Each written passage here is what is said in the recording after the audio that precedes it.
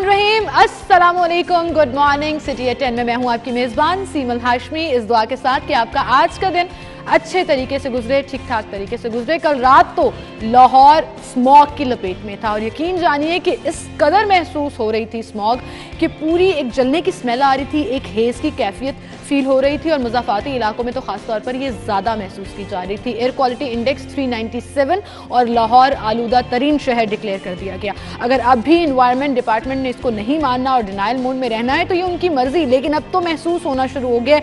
आंखों में जलन हो रही है, जिनको साइनस का प्रॉब्लम है, एस्थमा का प्रॉब्लम है, उनको बहुत ज़्यादा मसाइल शुरू हो गए और फिर उसके साथ साथ बच्चे बहुत ज़्यादा बुरी तरह बीमार हो रहे हैं क्योंकि मौसम चेंज हो रहा है और कोल्ड कॉमन फ्लू जिसे हम कहते हैं वो भी स्टार्ट हो चुका है। इसके साथ साथ डेंगू मुसलसल तेजी से फैल रहा है। हाँ, अलबत्ता अल्हम्दुलिल्लाह कोविड की रेशो जो है वो कंट्रोल जा रही है, लेकिन हमने क्या करना है, हमने हर चीज़ सिस्टम और गवर्नमेंट और डिपार्टमेंट्स पर नहीं डालनी, अपनी जिम्मेदारी खुद निभानी है, अपना ख्याल खुद रखना है।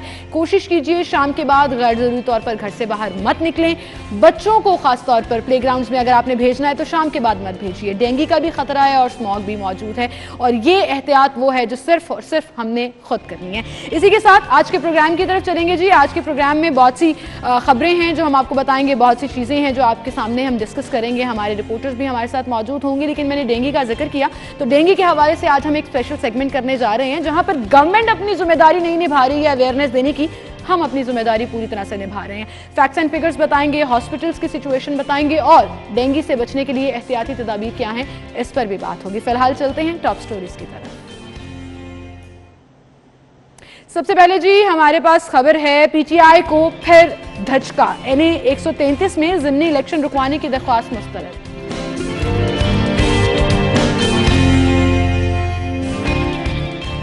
लेस्को टीम गंगाराम अस्पताल का बिजली कनेक्शन काटने पहुंच गई। बिजली का बिल वक्त अदा न करने पर 17 लाख रुपए जुर्माना। शहर में आटे की किल्लत पैदा होने का खदशा, फ्लोर मिल्स का बैरूनी शहर से सरकारी गंदम उठाने से इनकार। और शहर में 7 साल बाद हॉर्स एंड कैटल शो के इनेकाद की तैयारियां। ये हैं हमारी टॉप स्टोरीज, इनको हम डिस्कस करेंगे। स्टूडियो में हमारे साथ सिर्फ 2 के सीनियर रिपोर्टर राव दिलशाद मौजूद हैं। अस्सलाम वालेकुम राव साहब। वालेकुम सलाम। गुड मॉर्निंग राव साहब, क्या हाल है आपके? ठीक ठाक है? परेशान तो नहीं हो गए मुझे देख के? नहीं, बिल्कुल भी नहीं परेशान हुआ, बल्कि एक जाहिर है ये एक प्रोसेस का हिस्सा है और ऑब्वियसली आपको भी छुट्टियों पे जाना पड़ा था तो ये तो साथ साथ है, जाहिर है सारी चीजें। हाँ, ये छुट्टियां वो है जो सिर्फ हम एंजॉय कर सकते हैं, आप लोगों को नहीं मिल सकती नहीं ऐसा अभी फिलहाल तो आई विश के इसके अलावा भी छुट्टियां मिल सके हाँ, ये एक अलग बहस है, लेकिन बहरहाल हम चलते हैं जी अपनी मेन स्टोरी की तरफ। और आज की हमारी डेली सिटी 42 की जो लीड स्टोरी भी है, पीटीआई को एक बार फिर धचका लगा है और आप देखें कि एनए 133 की बात हो रही है और इस हल्के में हम जब फिर भी रहे होते हैं, मुसलसल कैंपेन्स तो चल रही हैं, पैम्फलेट्स बिक रहे हैं, झंडे लगे हुए हैं, लेकिन आपके जो कागजात नामजदगी मुस्तरद हो गए उसके बाद आपने कहा कि ज़िमनी इलेक्शन रुकवा दिए जाएं, बड़ा मसला हो जाएगा, बहुत ज़्यादा प्रॉब्लम हो जाएगी क्योंकि शायद अब मनसूबाबंदी नहीं कर पाई गवर्नमेंट अभी तक अपने कैंडिडेट को जितवाने के हवाले से। तो ये वो चीज़ें हैं जो इनको ज़ाहिर है फौरी तौर पर इलेक्शन अनाउंस हुआ, लेकिन जो सिपकी हुई पंजाब गवर्नमेंट को इलेक्शन मुलतवी कराने के हवाले से जो दरख्वास्त थी वो मुस्तरद कर दी गई। और उससे पहले की जो डेवलपमेंट है कि कैंडिडेट थे जो जमशेद इकबाल चीमा और इनकी अहलिया थी ने भी कागजात नामजदगी जमा करवाए थे, मुसर्रत जमशेद चीमा ने, तो दोनों के कागजात नामजदगी मुस्तरद हुए। और मुस्तरद होने की जो बुनियादी वजह है वो है क्या, उसको बड़ा ज़रूरी है उस पर बात करना कि आप देखिए कि इनको ये वो लोग हैं, वो पॉलिटिकल क्लास है जिनसे आप बहुतान तराशी करवा लें, जिनसे आप कहें कि आपने 2 घंटे बोलना है, मुखालफिन पे लान तान करनी है, वो करवा लें।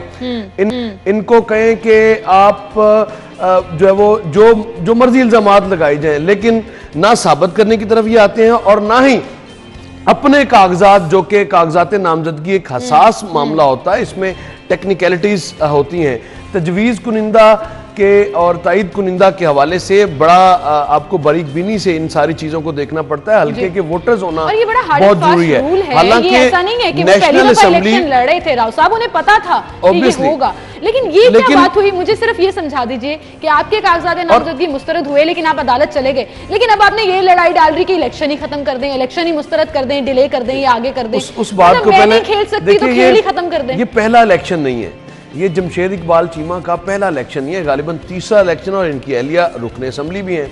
अब जाहिर है इतना अगर आप करें तो ये होता है जब आप अपने काम पर तवज्जो नहीं देते, जो काम आपको करना चाहिए जब उस पर तवज्जो नहीं देंगे तो फिर इसी तरह के नताइज आएंगे।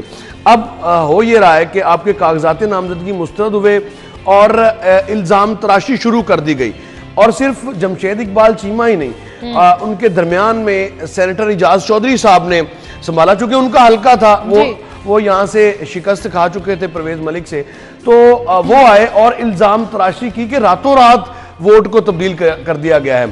दूसरी जानिब से इलेक्शन कमीशन ने मुस्तरद कर दिया ये इल्ज़ाम भी कि, और उन्होंने फहरिस्तें जो वोटर्स की 2018 की लिस्ट थी और जो लेटेस्ट लिस्ट है वो दिखा दी कि ये आप देख लें, अगर ब्लॉक कोड में या घराना नंबर में कोई मसला है तो फिर आपका इल्जाम आप लगाएं भी। तो यानी देखिए गलती हो जाती है इंसान से, गलती करना कोई बड़ी बात नहीं है। चले गए हैं ना अदालत, अब कल डिसीजन करेगा उनकी जो अपीलों पर समाअत है, ऑब्वियसली अब ट्रिब्यूनल इसका फैसला करेगा, और फिलहाल तो फैसला कल जो है वो कल बहस होगी, और ये गालिबन 8 या 9 तारीख तक इसकी हियरिंग करके तो इस मामले को, लेकिन इलेक्शन 5 दिसंबर को ही होगा, इलेक्शन 5 दिसंबर को ही होगा। और आप देखें कि पीटीआई के जो कैंडिडेट्स थे, कवरिंग कैंडिडेट्स के हवाले से भी कोई मनसूबाबंदी नहीं है, तो ये तो आलम है, ये संजीदगी का आलम है इनका, और इनसे बातें करवा लें आप जितनी मर्जी, ये कर लेंगे, ये इल्ज़ाम लगा लेंगे, ये बहतान लगा लेंगे और तहस नहस कर लेंगे। यानी 3.5 साल बाद भी 3.25 साल गवर्नमेंट को हो गए, आज भी ये कहा जाता है कि माजी की हुकूमत, पता नहीं ये माजी से कब निकलेंगे, माजी से निकलेंगे तो इनको हाल का पता चलेगा ना। माजी में शायद इंतखाब लड़ना ही नहीं चाह रहे थे, उन्हें पता है कि ये हल्का नून लीग का है, और उन्हें पता है कि कितनी मजबूत कैंडिडेट जो हैं वो यहाँ पर नून लीग को रिप्रेजेंट कर रही हैं। वो तो अवाम का फैसला के बाद शाइस्ता परवेज मलिक साहिबा, उनका अपना असर और रसूख है, अपनी एक सियासत है जिसे लोग पसंद भी करते हैं। ऑब्वियसली PMLN का वोट बैंक तो है, इससे आप इनकार नहीं कर सकते। फिर परवेज मलिक साहब का जिस तरह से हल्के में हर किसी की खुशी गमी में शरीक होना, और फिर थ्रू आउट उनकी जो कैंपेन है, जो लोकल बॉडीज़ के रिप्रेजेंटेटिव्स हैं, यहाँ पर आप देखें यूनियन काउंसिल तकरीबन 22 से 24 यूनियन काउंसिल्स हैं, और शायद 2 या 3 या 4 मैक्सिमम जो चेयरमैन होंगे, वो 4 भी नहीं होंगे बल्कि 1-2 ही होंगे, और इससे ज़्यादा होंगे नहीं, और सारे यूनियन काउंसिल्स मुस्लिम लीग नून जीती हुई है, और अब यूनियन काउंसिल्स भी चूंकि बहाल हो चुकी हैं, तो ये तो अब इस पे आप क्या कह सकते हैं। जाहिर है सारे लोग बल्दियाती नुमाइंदे भी मुतहरिक हो गए, फिर आपने जो हशर किया है अवाम का, आपने जो हशर किया है महंगाई के हवाले से, जो बंदा चीनी गरीब आदमी चीनी अब पुड़िया में लेने जाएगा 20 रुपए की, छोटी पुड़िया मिलेगी और 20 रुपए की चीनी उसमें आएगी, ये आपने हालत कर दी है। आटा भी अब जो है वो एग्जैक्टली आउट ऑफ कंट्रोल है, और कोई का जो अभी नया डिसीजन आया कि हम दूसरे शहरों से गंदम नहीं उठाएंगे। नाज़रीन एक ब्रेक लेते हैं, दोबारा हाजिर होंगे।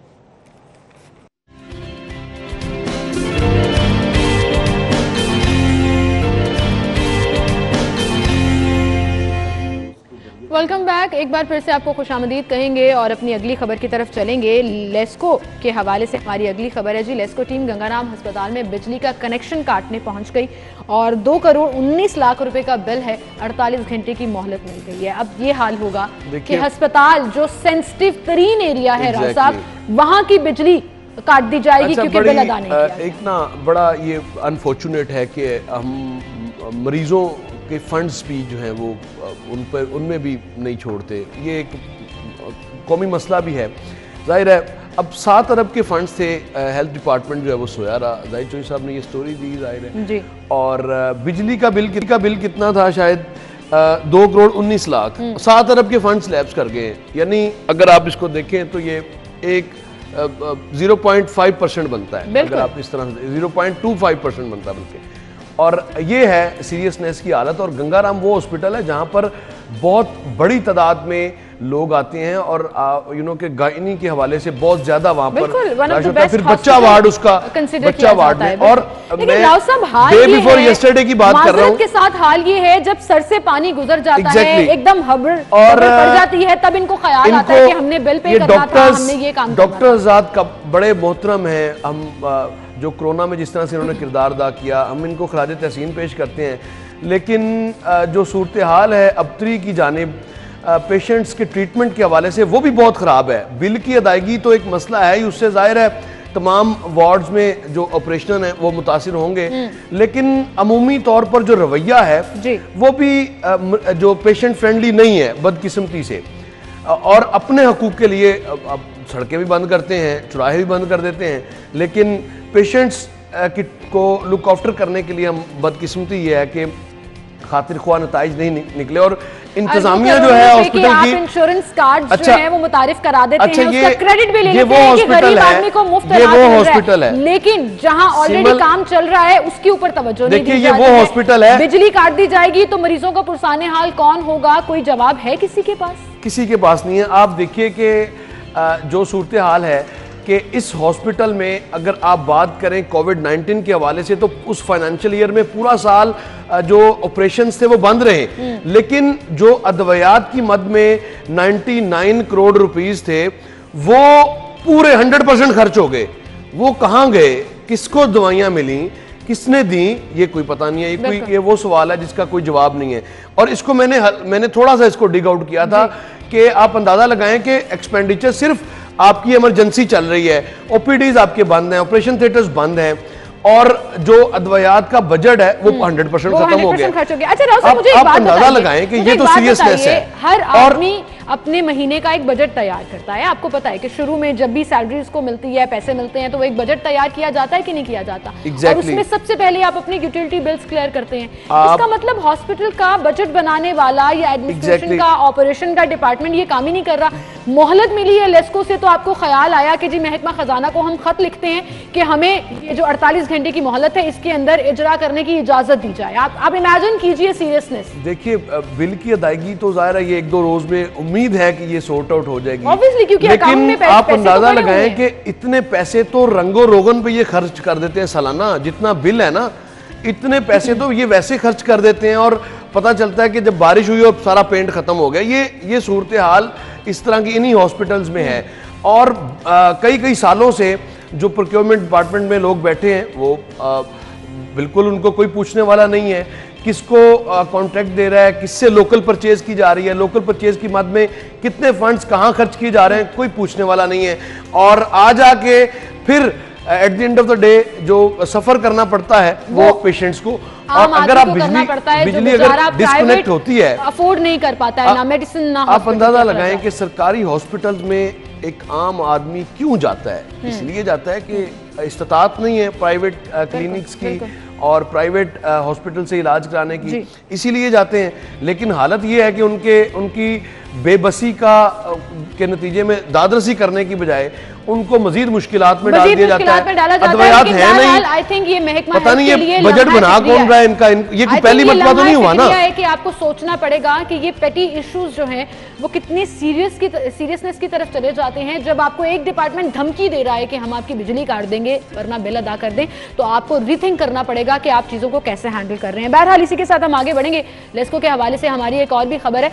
मुझे हमेशा बड़ी खुशी होती है कि हम सारिफीन को, हम लोगों को सहूलत दे रहे हैं, वो चाहे 1 विंडो 1 डेस्क पॉलिसी हो, वो चाहे डिजिटलाइजेशन की तरफ जाना हो। अब आप इमेजिन कीजिए कि हम सहूलत ढूंढते हैं ना कि बैंकों में जाकर कितारों में ना लगना पड़े बिल अदा करने के लिए, कहीं हमें टाइम वेस्ट ना हमारा हो जाए, और ऐसे में हम इजी वे आउट ढूंढते हैं, या ऑनलाइन ट्रांसफर कर देते हैं, या अभी एक नया जो तरीकेकार था इजी पैसा से आप बिल जमा करा सकते हैं। अब उसमें फ्रॉड का लेवल आप चेक करें कि लेस्को मुलाजिमीन ने मिली भगत की उन तमाम ऑपरेटर्स के साथ, और जिन लोगों ने इजी पैसे के जरिए अपने बिल जमा कराए हैं उनमें से मेजर परसेंटेज बिल जो है वो ऑन रिकॉर्ड आई नहीं है, और वो पैसे कहाँ गए किसी को कुछ पता नहीं। देखिए वो आपने बड़ा मशहूर मकूला है कि घर का भेदी लंका डाए, वो ये होता है, ये जब तक डिपार्टमेंट इन्वॉल्व नहीं होता ना बिजली चोरी हो सकती है। यकीन कीजिए बिजली का एक यूनिट भी चोरी नहीं हो सकता जब तक डिपार्टमेंट के लोग खुद इन्वॉल्व ना हो। और लाइन लॉसेस हो नहीं सकते जब तक के डिपार्टमेंट के लोग इन्वॉल्व ना हो। और इजी पैसा का नया फ्रॉड अब सामने आ गया है। अब लाइन लॉसेस वाला में लाइन लॉसेस तो होते हैं, वो तो हमारी ट्रांसमिशन लाइंस इतनी पुरानी है कि हम उसको चेंज ही नहीं करना चाहते या किस तरह से उसको बेहतर करना है, इसके ऊपर तो ट्रांसमिशन लाइन की अलग वो एक अलग डिबेट है। बट मैं बात कर रहा हूँ कि बिजली चोरी से अगर एक एरिया है, सर्टन एरिया है, लेट्स सपोज के डीएचए है, डीएचए में इतनी कंजम्पशन है इलेक्ट्रिसिटी की और उतना ही बिल आ गया, उसके मुकाबले में साथ में एक गांव है, गांव में जितनी कंजम्पशन है उतना बिल वसूल नहीं हो रहा, तो इसका क्या मतलब है? ये लाइन लॉसेस है, यानी ये सूरत हाल हो रही है कि बिजली चोरी कोई लाइन लॉसेस में शामिल कर लिया जाता है और बिजली चोरी हर जगह पे हो रही है उसको, और वो हो रही है with the consent of meter reader और लाइनमैन। उसके अलावा ये हो नहीं सकती और मुतल्लिका जो सब डिवीजन है उसके इन्वॉल्व हुए बगैर हो नहीं सकती बिजली, जब तक ये इन्वॉल्व ना हो। तो ये सूरत हाल है। अब इजी पैसा के हवाले से जो पैसे मैंने और आपने जमा कराए वो आगे पहुंचे ही नहीं। आप अंदाजा लगाएं कि तशहीर कर रहे हैं आप कि बिल आप इजी पैसा से जमा करवा दें, दूसरी तरफ हमें डिजिटलाइज करने की तरकीब दे रहे हैं कि आप अपनी बैंकिंग, मैं तो हैरान हूं कि अगर इजी पैसा जिसके हवाले से ये कहा जाता है कि बेहतरीन है और सहूलत भी है, और अगर इजी पैसा से बिल नहीं गया तो फिर तो मशकूक होगा तमाम तर जो इलेक्ट्रॉनिक जो ट्रांजैक्शंस हैं, अगर हम बैंक से भी करते हैं कि हम मोबाइल एप्लीकेशन बैंक से हम ट्रांसफर करेंगे तो पता नहीं उनके पास जाएगा या नहीं जाएगा। अब ये सारा मामला मशकूक कर दिया है, तो इसकी फौरी तौर पर लेस्को के इस इशू की, और ये मुमकिन है कि ये सिर्फ लेस्को में ना हो, ये दूसरी बाकी डिस्कोज में भी ये मुमकिन है ये होता हो और बड़े पैमाने पर होता हो। लेस्को का तो रिपोर्ट हो गया तो सामने आ गया, शायद सिप्रा ने रिपोर्ट बेचारे अवाम पहले ही परेशान है, बिल अदा नहीं किए जाते, बिजली आए रोज महंगी हो रही है, किस तरह से गुजर बसर करके आप यूटिलिटी बिल्स जो है वो अदा करने जाते हैं और आगे से आपके साथ फ्रॉड हो जाता है, आपके पैसे जो हैं वो रिकॉर्ड में नहीं आते हैं। सिमल, इसके कॉन्सिक्वेंसेस क्या हैं? इसके देखिए, आपने बिल जमा करवाया, आगे बिल नहीं डिडक्ट हुआ और उसके बाद जब आपके घर नया बिल आएगा तो वो रकम उसमें ऐड होकर आएगी, यानी आपने अदा कर दिया उसके बावजूद वो रकम उसका रिकॉर्ड नहीं है, लगाने पड़ेंगे, आपको मुसलसल कंप्लेन करनी पड़ेगी और आपकी सुनवाई आप कॉल करते रहेंगे सब डिवीजन में अपनी बिल ठीक करवाने के लिए, और मजाल है एसडीओ फोन उठाए और एक्सीएन फोन मुतल्लिका जो एक्सीएन है वो फोन उठाए। तो ये तो वो रविश है जो साल से चलती आ रही है, इसको एग्जाम्पल बनाना चाहिए, इसके ऊपर प्रॉपर इन्वेस्टिगेशन होनी चाहिए और जो लोग इन्वॉल्व हैं उन्हें कैफरे किरदार तक पहुंचाना चाहिए। गरीब आदमी के पैसों के ऊपर ये सीधा सीधा डाका है, और अगर पैसों पे नहीं है तो कम से कम उसका टाइम जो जाया होगा उस तमाम करेक्शन कराने में, बिल को ठीक कराने में, वो एक अलग कहानी है। बहरहाल देखते हैं जी लेस्को इसको किस तरह से इन्वेस्टिगेट करता है और आगे लेकर चलता है। हम अपनी अगली खबर की तरफ चलते हैं। राव साहब, महंगाई महंगाई महंगाई की दुहाई हम मुसलसल दे रहे हैं, और अभी जो हमारे पास अगली खबर है जुनेद रियाज ने कल दी है जी, पाकिस्तानी चीनी 125 रुपए फी किलो, और ये तब की बात है जब चीनी दरामद की जा रही थी, तभी ये आइडिया हो गया था कि चीनी की कीमत बढ़ेगी फी किलो। एलपीजी 13 रुपए फी किलो महंगी हो गई है जी, रुई के निर्ख 300 रुपए बढ़ गए। मतलब महंगाई का ग्राफ किसी तौर नीचे आने को तैयार ही नहीं है। मैं यही जिक्र कर रहा था, ये है बुनियादी वजह जो हुक्मरान जमात का वोट बैंक बड़ी तेज़ी से और मकबूलियत बड़ी तेज़ी से कम हो रही है। जब आम आदमी, आम सारफ जब दुकान पे जाता है तो हफ्ते बाद जाए या रोज़ जाए, रोज़ाना कीमतों में फ्लक्चुएशन होगी, कीमतें बढ़ती हुई नज़र आएंगी। आप अंदाज़ा लगाएं कि 125 रुपए की चीनी है और ये दरामदी चीनी की बात कर रहे थे, और उसके बाद इन्होंने 89 रुपीज़ सरकारी रेट निकाला, उस पर फरोख्त नहीं हो सकती। अब तो दरामदी चीनी भी 90 रुपए फी किलो। ऑब्वियसली। अच्छा, हो ये क्यों रहा है? हो ये इसलिए रहा है कि आपका जो बेलगाम घोड़ा यूटिलिटी स्टोर्स का कॉर्पोरेशन, वो बिड इतनी दे देता है जिसके बाद वापसी मुमकिन ही नहीं है। यानी 125-30 की अगर बिड सरकारी इदारा दे देगा तो मुझे बताएं कि आम आदमी को किस तरह मुमकिन है कि उसे कम चीनी मिलेगी। मुनाफाखोरी, गिरा फरोशी, आपको पता है यहाँ पर किस तरह से होती है। ओपन मार्केट की कीमतें कभी भी सरकारी जब 60-70 रुपए चीनी थी उस वक्त भी 88 रुपए दे दिया गया था, बिड दे दी गई थी। 85 रुपीज फिक्स की थी और मार्केट में 100-110 रुपए की चीनी मिल रही थी। अब ये 125 है और ये यहाँ पे रुक नहीं रही। आपका क्या ख्याल है कि आज 125 है और कल परसों या डे आफ्टर टुमारो ये कोई इसकी कीमत यहाँ पर ठहराव रहेगा? ये ठहराव नहीं। चलिए मैं आपको एक और खबर दे देती हूँ। आप चीनी की बात कर रहे हैं, अभी तो आटा जो है वो नापैद होने वाला है मार्केट से। आटा बहरान, सरकारी गोदामों में स्टॉक खत्म हो गया, सिर्फ 2 रोज का रह गया। फ्लोर मिल्स मालिकान को आप अकोमोडेट नहीं कर रहे और उन्होंने कहा है हमने दूसरे शहरों से गंदम नहीं लानी, ट्रांसपोर्टेशन का खर्चा कौन उठाएगा? देखिए मैंने ना यही सवाल एक वॉक थी कश्मीर यौम यकजहती कश्मीर के हवाले से, तो चीफ मिनिस्टर साहब से यही सवाल किया, ये जो इशू चल रहा था मजहबी जमात वाला। मैंने कहा जी हमेशा आप ताखीर करते हैं, बाद में मुज़ाकरात करते हैं, पहले मुज़ाकरात क्यों नहीं करते? तो सीएम साहब ने उसका जवाब ही नहीं दिया। आप अंदाज़ा लगाएं कि उनके नज़दीक शायद ये इशू ही नहीं था। लोगों की ज़िंदगी अजीरन बनी रही, लोग बाहर के मुल्कों से फ़ोन करके पूछ रहे हैं कि क्या हालात हैं, लेकिन यहाँ पर सूरत हाल ये थी कि बॉर्डर करने कोई तैयार नहीं। तो यही इनके हालात हैं। अब 3 साल होने को आए हैं, हमेशा इशू तब बनता है, नोटिस तब लिया जाता है जब प्रॉब्लम मार्केट में आ जाती है। अब अगर 2 रोज का कोटा रह गया है, अब इनको ख्याल आएगा कि हमने फ्लोर मिल से बात करनी है, हमने चीजों को अब 2 रोज भी निकाल दें, आज का रोज निकल जाएगा तो फिर 1 रोज ही बाकी है। ये तो कल 2 रोज की बात थी। इस पर अब वावेला मचाया है जो फ्लोर मिल्स एसोसिएशन है, और हर बात इनको जब तक फ्लोर मिल एसोसिएशन मामला उठाए ना, इनको समझ नहीं आती। फिर वो हड़ताल की जो कॉल देते हैं, फिर इनको प्रॉब्लम होती है, फिर इनकी दौड़ें भी लगती हैं। फिर जो जमशेद इकबाल चीमा साहब मुआवने खुसूसी है ना फूड सिक्योरिटी के, और ये आप अंदाजा लगा लें, यानी मिस मैनेजमेंट हर सतह पर है। अब इनको नहीं पता कि इनके पास स्टॉक कम है। मुझे बताएं कि फ्लोर मिल, अच्छा इसका मसला ये भी है कि आप जब अपने आप को अकले कुल समझें और आप मेजर स्टेक होल्डर्स को ऑन बोर्ड लेकर उनकी बात सुनना गवारा ना करें, ये तो शाखसाना है। एसोसिएशन मुसलसल ये एतराज करती है कि हमें ऑन बोर्ड नहीं लिया जाता, हमसे बात नहीं की जाती, सिर्फ पॉलिसीज इंपोज कर दी जाती। अब देखिए, तो ऐसे मामलात में मिसमैनेजमेंट नहीं होगी तो और क्या होगा? अब हो क्या रहा है? हो ये रहा है कि आप कह रहे हैं कि लाहौर की जो फ्लोर मिल्स को आटा वो लेने जाएं ननकाना साहब से या शेखुपुरा से। अब मुझे बताएं जो और वो उसी कीमत पर आटा जो है वो मार्केट में मिले भी, ये कैसे पॉसिबल? जो ट्रांसपोर्टेशन चार्जेस हैं वो उसका क्या बनेगा? ऑब्वियसली उसका इंपैक्ट आटे की कीमत पर आएगा, जिसका आप दावा कर रहे हैं 1100 का मिलेगा। 1100 का मिलेगा, लेकिन आपको भी अपनी रविश तब्दील करनी है। फूड डिपार्टमेंट अगर है इस मुल्क में, इस सूबे में, अगर फूड डिपार्टमेंट है परेशान ना कम अज कम इस चीज फ्लोर मिल्स के नुमाइंदे बैठकर मीटिंग करने लगे हैं, क्योंकि इमरजेंसी सिचुएशन हो गई है ना। इससे पहले तो हमें पता नहीं था कि चीज का मैं आप अंदाजा लगाएं कि हर इशू को इनको पहले बताना पड़ता है। पहले इनको जब तक कोई एहतजाज ना करे, कोई प्रेस कॉन्फ्रेंस ना करे, इनको इशू का पता ही नहीं चलता। अब ये हो क्यों रहा है? ये हो इसलिए रहा है जो बड़े मजे से आप रोजाना डायरेक्टर फूड तब्दील कर देते हैं, जो आपने आए रोज जो तबादले करते हैं उसकी वजह से तसलसल नहीं रहता। और सेक्रेटरी फूड और डायरेक्टर फूड, इन दोनों लोगों की जिम्मेदारी है, इन दोनों ऑफिसर्स की जिम्मेदारी है कि यकीनी बनाएं। ठीक है, हंगामी इजलास भी बुला लिया, अब इसका हल अब आपने क्या करने वाले? आवाम परेशान हो या ना हो, आटा मिलेगा या नहीं मिलेगा? एक तो बात है कि गंदम अगर ना हो ना तो फिर बात समझ भी आती है कि आप हीले बहाने, गंदम मौजूद है, आप तो रिकॉर्ड बम्पर जो क्रॉप थी उसकी बात कर रहे थे। जी। और हालत ये है कि आपके गोदाम खाली होने जा रहे हैं, और हर साल आपने करनी होती है, और वहां पर सिर्फ 2 रोज का कोटा रह जाए। ये कोई 1 या 2 साल की बात नहीं है, ये साल से ये सिलसिला चलता रहा। गोदाम खाली भी होते हैं, बर वक्त गोदामों में गंदम की सप्लाई को यकीनी आपने बनाना होता है, लेकिन आप नहीं कर रहे। आप पहले से एहतियाती तदाबीर अपनाते हैं ना, पहले से क्राइसिस को डील करने के लिए इकदाम ऑब्वियसली। अब होगा क्या कि अगर ये गोदाम खाली नहीं होते तो ऑब्वियसली फ्लोर मिल्स वाले क्यों जाएंगे जब तक उनके साथ बात नहीं करेंगे?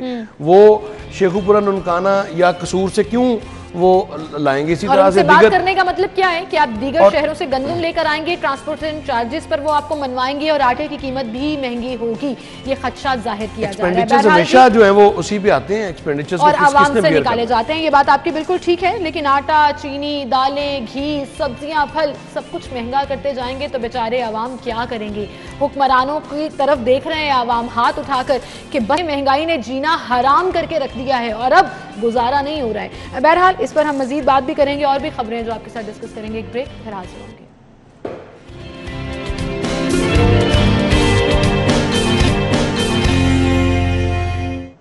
Welcome back. एक बार फिर से आपको खुश आमदीद कहेंगे। और अब आप मेरी स्माइल से हैरान परेशान हो रही होंगी कि एकदम मैं इतना खुश क्यों हो गई। छोटी छोटी खुशियों को अक्सर कहते हैं कि पकड़ लेना चाहिए, क्योंकि यही वो लम्हात हैं जो आप थोड़ा सा रिलैक्स फील कर सकते हैं, और वो आप एंटरटेनमेंट की साइड से कर सकते हैं। मुख्तलिफ इवेंट्स हो रहे हो तो आप अपनी वक्ती तौर पर अपनी परेशानियों को भूल जाते हैं, और ऐसा ही होने जा रहा है जी। 7 साल के बाद एक बहुत बड़ा मेगा इवेंट जिसको लाहौरी बहुत ज़्यादा पसंद करते हैं और पाकिस्तान भर से लोग आते हैं इस शो को देखने के लिए। हॉर्स एंड कैटल शो, जो बड़ा एक रवायती शो है, बड़ा पसंद किया जाता है। और आज कल आपने ये खुशखबरी दी है, पूरे अखबार की परेशानी और डिप्रेशन की खबरों के बाद मुझे ये एकदम से चेहरे पर स्माइल आ गई। Credit goes to commissioner Lahore captain ट्राइड मोहम्मद उस्मान। उसकी वजह ये है कि जब अब 7 साल बाद हो रहा है, जब 11 साल बाद हुआ था उस वक्त भी उन्होंने करवाया था, और 2000 उस वक्त DCO थे और उस वक्त भी उन्होंने करवाया था। अब इनिशिएटिव उन्होंने ले लिया है, मीटिंग्स शुरू हो गई हैं, तैयारियां शुरू कर दी गई हैं। अल्लाह करे कि ये टाइमलाइन के अंदर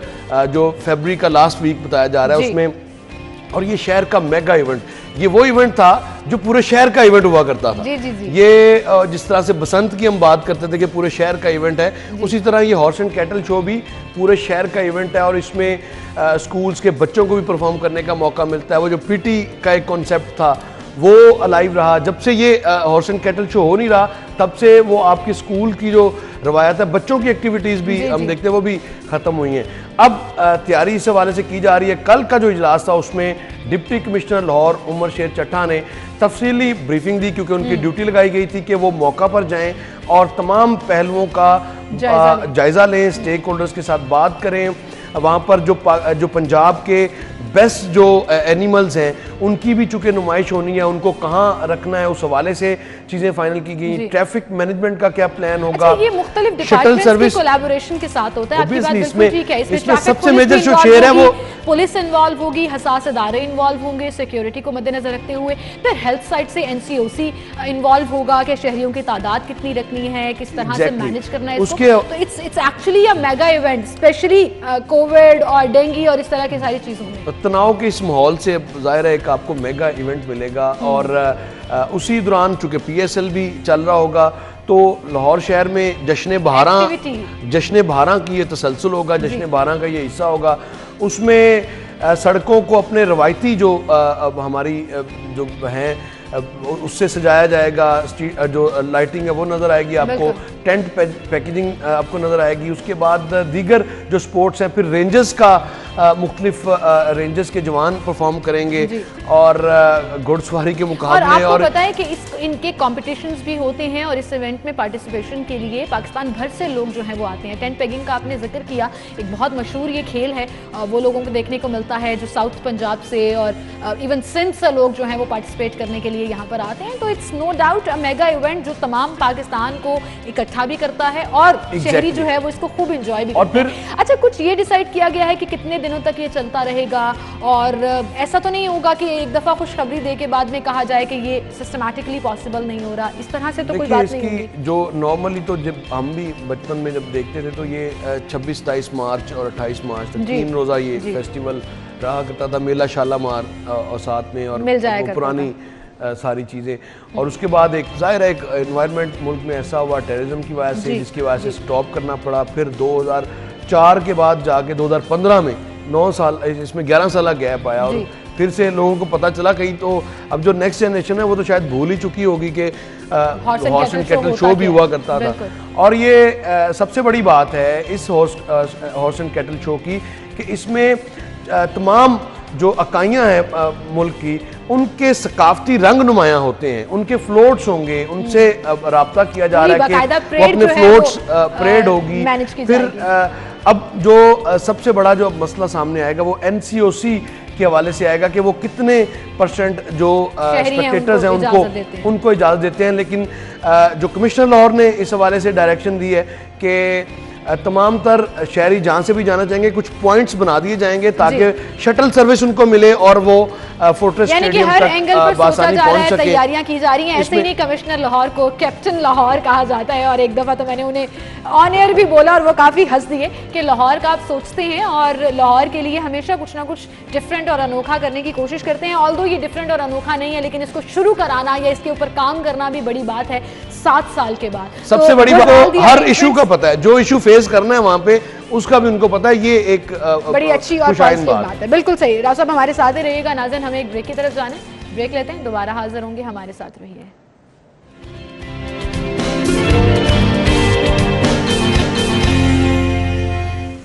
वेलकम बैक। एक बार फिर से आपको खुशामदीद। अपनी अगली खबर की तरफ चलेंगे और राव साहब आपकी की खबर है, 1 क्लिक से लैंड रिकॉर्ड की निशानदही मंसूबे पर काम शुरू हो गया। यानी कि जो डिजिटलाइजेशन का हम जिक्र कर रहे थे, कंप्यूटराइजेशन का हम जिक्र कर रहे थे, सहूलियात फराहम करने में, उसके ऊपर काम शुरू हो गया। अच्छा, बुनियादी जो फ़र्क है वो ये है कि लाहौर समेत सूबा भर में तकरीबन 25,700 मौजा जात हैं जो टोटल अराजी है पंजाब की। इस हवाले से तकरीबन काफ़ी हद तक काफ़ी जो रूरल एरियाज़ हैं वहाँ पर कंप्यूटराइज कर दिया गया है और लैंड रिकॉर्ड अथॉरिटी इसको मॉनिटर भी कर रही है। लेकिन अब ये क्या है, Punjab urban land enhancement project क्या है, ये जो लॉन्च करने जा रही है। ये प्रोजेक्ट बुनियादी तौर पर SMBR बाबर याद तारड़ इस हवाले से काम कर रहे हैं इस पर। और इस प्रोजेक्ट का सबसे बड़ा जो फ़ायदा होगा वो ये होगा, एक तो मैनुअल जो मौजाजात हैं जो आज भी आपको फ़र्द इंतकालात आपको करना पड़ते हैं, जाना पड़ता है और बार बार चक्कर लगाना पड़ते हैं। नंबर 1 तो इससे आपकी जान छूटेगी। दूसरी बात यह कि पंजाब की दावा ये किया जा रहा है फिलहाल कि 1 इंच भी ऐसी ज़मीन नहीं होगी जिसका कंप्यूटराइज्ड रिकॉर्ड ना हो। और इसकी फंडिंग जो है 25 अरब रुपए का ये सॉफ्ट लोन है जो 5 साल में वापस अदा करना है वर्ल्ड बैंक को, वर्ल्ड बैंक देगा। अब इसके मरहले हैं मंजूरी के 3। सबसे पहले ये इनिशियल स्टेज पर जब बोर्ड ऑफ रेवेन्यू देगा और बोर्ड ऑफ रेवेन्यू रखेगा PND के सामने, PND की अप्रूवल के बाद ये जाएगा प्लानिंग कमीशन ऑफ पाकिस्तान में, और प्लानिंग कमीशन के बाद इसकी मुश्तरका मुफादात कौंसिल जो है वो अप्रूवल देगी, क्योंकि ये लोन है और वर्ल्ड बैंक इसकी लोनिंग कर रहा है। लेकिन कोई टाइम फ्रेम दिया गया है कि ये कब तक शुरू हो जाएगा? क्योंकि दावे इतने बड़े-बड़े हैं कि लग नहीं रहा कि जल्दी ये तकरीबन 3 से 5 सालों में ये मुकम्मल कर लिया जाएगा ये प्रोजेक्ट। और इस प्रोजेक्ट ये होगा क्या कि सीमल हाशमी के नाम पर कितनी जायदादें हैं वो 1 क्लिक पर ID कार्ड से मुंसलिक कर दी गई। इसमें GIS सिस्टम है जो कि जियोग्राफिकल इंफॉर्मेशन सिस्टम है, उसके साथ इसको मुंसलिक कर दिया जाएगा। ये प्रोजेक्ट बड़ा अच्छा है। इसमें आप देखें, आपको टैक्स कलेक्शन में मदद होगी, मनी लॉन्ड्रिंग को आप पकड़ सकेंगे, असासाजात जो लोग डिक्लेयर नहीं करते उनके लिए बड़ी आसानी हो जाएगी। वो 1 क्लिक पर होगा, ID कार्ड पर होगा। ये बड़ा आइडियल सिस्टम लग रहा है, मुझे लग नहीं रहा कि ये आइडियल सिस्टम है। अगर एग्जीक्यूट हो जाए तो फिर अगर आप आज ये तब्दीलियां कर देंगे, जो लोग इसको इनिशिएट कर रहे हैं तो उनके तबादले कर देंगे तो ऑब्वियसली फाइल फिर पड़ी रह जाएगी। बहरहाल इसको आपको जल्द अज जल्द मुकम्मल करना है ताकि तमाम लोगों का जो रिकॉर्ड है वो कंप्यूटराइज्ड हो। और फिर इसमें जो रेवेन्यू कलेक्शन की आप बात कर रहे हैं, जो आबियाने की आप बात कर रहे हैं, ज़राई इनकम की जो बात कर रहे हैं जिसको कि हिडन रखा जाता है, वो खुलकर सामने आएगी कि किस लैंडलॉर्ड के नाम पर कितनी एग्रीकल्चर और उसने फसल क्या वहां पर उगाई है, ये सारा रिकॉर्ड होगा।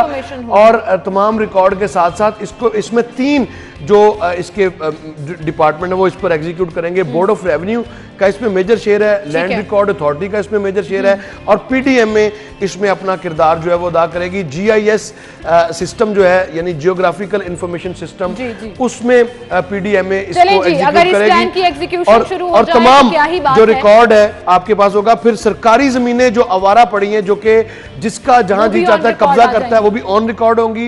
किस डिपार्टमेंट की अराजी पर कौन काबज है फौरी तौर पर पता चल सकेगा। ये है इस प्रोजेक्ट के फीचर। लेकिन अब ये बिल्कुल इनिशियल स्टेज है। एग्जैक्टली आपने इंतकालात के लिए आपको फर्द मलकियत चाहिए, आपका डेटा चेक करना है, 1 मिनट में 1 क्लिक पर आप चेक कर सकेंगे। ये है इसकी बुनियादी फीचर, जालसाजी से बच सकेंगे। इसको इनिशिएट करने वाले उन लोगों के लिए, और जो लोग इसको आगे लेकर चलेंगे उनको भी गुड लक। चैलेंजेस बहुत फेस करना पड़ेंगे, लेकिन आई रियली होप कि ये प्रोजेक्ट जो है वो कंप्लीट हो ताकि शहरियों को भी सहूलत मिले और गवर्नमेंट और सिस्टम को भी सहूलत मिले, जिसमें चीज़ें बेहतर हो जाएंगी। इसी के साथ हम आगे बढ़ेंगे और अपनी अगली खबर की तरफ भी चलेंगे। टेक्सटाइल मिल्स का पहिया चालू रखने के लिए गैस की बिला तातुल फराहमी बहुत ज़रूरी है, ये एप्टमा ने कहा है। और राव साहब, टेक्सटाइल मिल्स के ऊपर तो हम बहुत बात करते हैं कि मुल्क की बैकबोन है और यही वो है जो हमारी मईशत को बचा सकता है, लेकिन हम उसी को फैसिलिटेट नहीं करेंगे, उसी को सहूलियात फराहम नहीं करेंगे तो हम किधर जाएंगे? आपकी मईशत के लिए ऑक्सीजन से भी ज़्यादा ज़रूरी है। आप बात ये खाली नहीं है, तकरीबन आपकी 28 अरब तक की जो एक्सपोर्ट्स हैं वो हैं, और फिर GSP प्लस जिसका हम रोज़ तस्करा भी सुनते हैं गवर्नर साहब से, और उसमें एक्सपोर्ट्स होंगी तो आपके पास ज़र मुबादला आएगा। अगर आप गवर्नमेंट कुछ ना करे, सिर्फ 2018 से लेके 2018 से पीछे 2014 तक देख ले कि किस तरह से जो टेक्सटाइल सेक्टर्स को बिला तातुल बिजली और गैस की फराहमी को यकीनी बनाया गया था, उसी फार्मूला को क्या कह रहे हैं आप गवर्नमेंट को? आपको उसी लगता को अडॉप्ट करें? वो इतने साल पीछे जाएंगे तो उनको चोरी लूट लिया मुल्क को, अवाम को खा गए, महंगाई अवाम वो सिर्फ उसी साल में थी, अब नहीं है, अब नहीं वो देख सकते कि पिछली हुकूमत ने क्या किया। जो फाइल्स हैं वो तो वहीं पर मौजूद होंगी, मैं इस बहस में नहीं पड़ता। देखिए ये कौमी नोयत का इशू है, इसको बड़े दिल के साथ आपको इस पे काम करना है। अगर आपको नेशनल एजेंडा को सामने रखना होगा, आईसीयू में पड़े पाकिस्तान को देखना होगा, आईसीयू में पड़े पेशेंट्स की अगर ऑक्सीजन उतार देंगे तो फिर उसको कौन बचा सकेगा? अब खुद ही बात ये है। और बिजली और गैस की बिला तातुल फराहमी ही सनत का पहिया जो है वो आगे बढ़ा सकती है। और फिर टेक्सटाइल सेक्टर की खाली आप ज़र मुबादला से ना जोड़ें। ज़र मुबादला तो आता है, मुल्की ज़र मुबादला के ज़खायर में मुआवनत तो होती है, मुल्की मईशत में ये अपना किरदार तो अदा करते हैं। फिर लाखों लोग हैं जिनका रोज़गार जुड़ा है इस शोबे से। अगर आप बिजली गैस मुनक़ता करते हैं तो यहाँ पर बहुत सारी फैक्ट्रीज ऐसी हैं, बल्कि अक्सरियत ऐसी है जो तीनों शिफ्टों में काम करते हैं। यानी अगर आपने बिजली और गैस को कट लगाते हैं, बंद करते हैं, तो फिर इसका मतलब है कि आप उनकी एक शिफ्ट को मुतासिर करेंगे और वो लोग फिर कहाँ जाएंगे। और हम इसको जस्टिफाई करते हैं, जब डॉलर की प्राइस ऊपर जाती है तो हम कहते हैं हमारे इंपोर्ट एक्सपोर्ट में बहुत ज़्यादा फर्क है, लेकिन आप उसको मैनेज ही नहीं कर पा रहे हैं। आप अकोमोडेट जब तक नहीं करेंगे टेक्सटाइल मिल्स को, हमारी प्रोडक्ट्स बाहर बहुत पसंद की जाती हैं, quality wise, time wise, textile mills अपना भरपूर सपोर्ट कर रही हैं, लेकिन गवर्नमेंट क्या उनको सपोर्ट कर रही है? देखिए इस पे वो बड़ी आजकल मीम भी चल रही है कि पेट्रोल आलमी मंडी के मुताबिक, सहूलतें जो हैं वो मवेशी मंडी के मुताबिक हैं।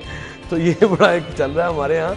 तो इस पर गवर्नमेंट को ज़ाहिर है जो वज़ीर तवानाई हैं उनको अपनी तवानाई दिखाने की ज़रूरत है और इस सेक्टर को कम से कम चलने दें।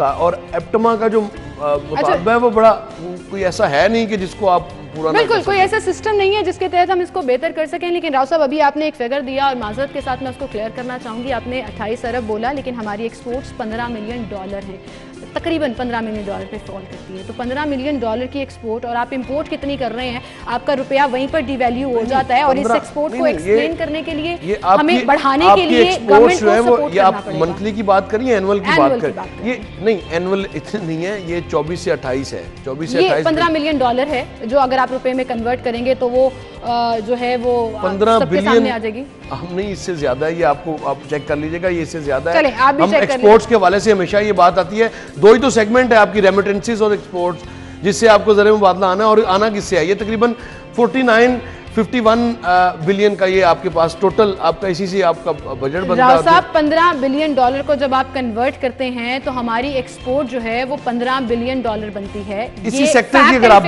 सिर्फ अगर दे रही हूँ, आप अगर इसी सेक्टर की बात कर रही हैं तो फिर उसमें मुझे ये लगता है कि गवर्नमेंट को पहिया चालू रखने के लिए, मिल्स का पहिया चालू रखने के लिए बिला तातुल गैस फराहम करनी पड़ेगी, टेक्सटाइल मिल्स को अकोमोडेट करना पड़ेगा।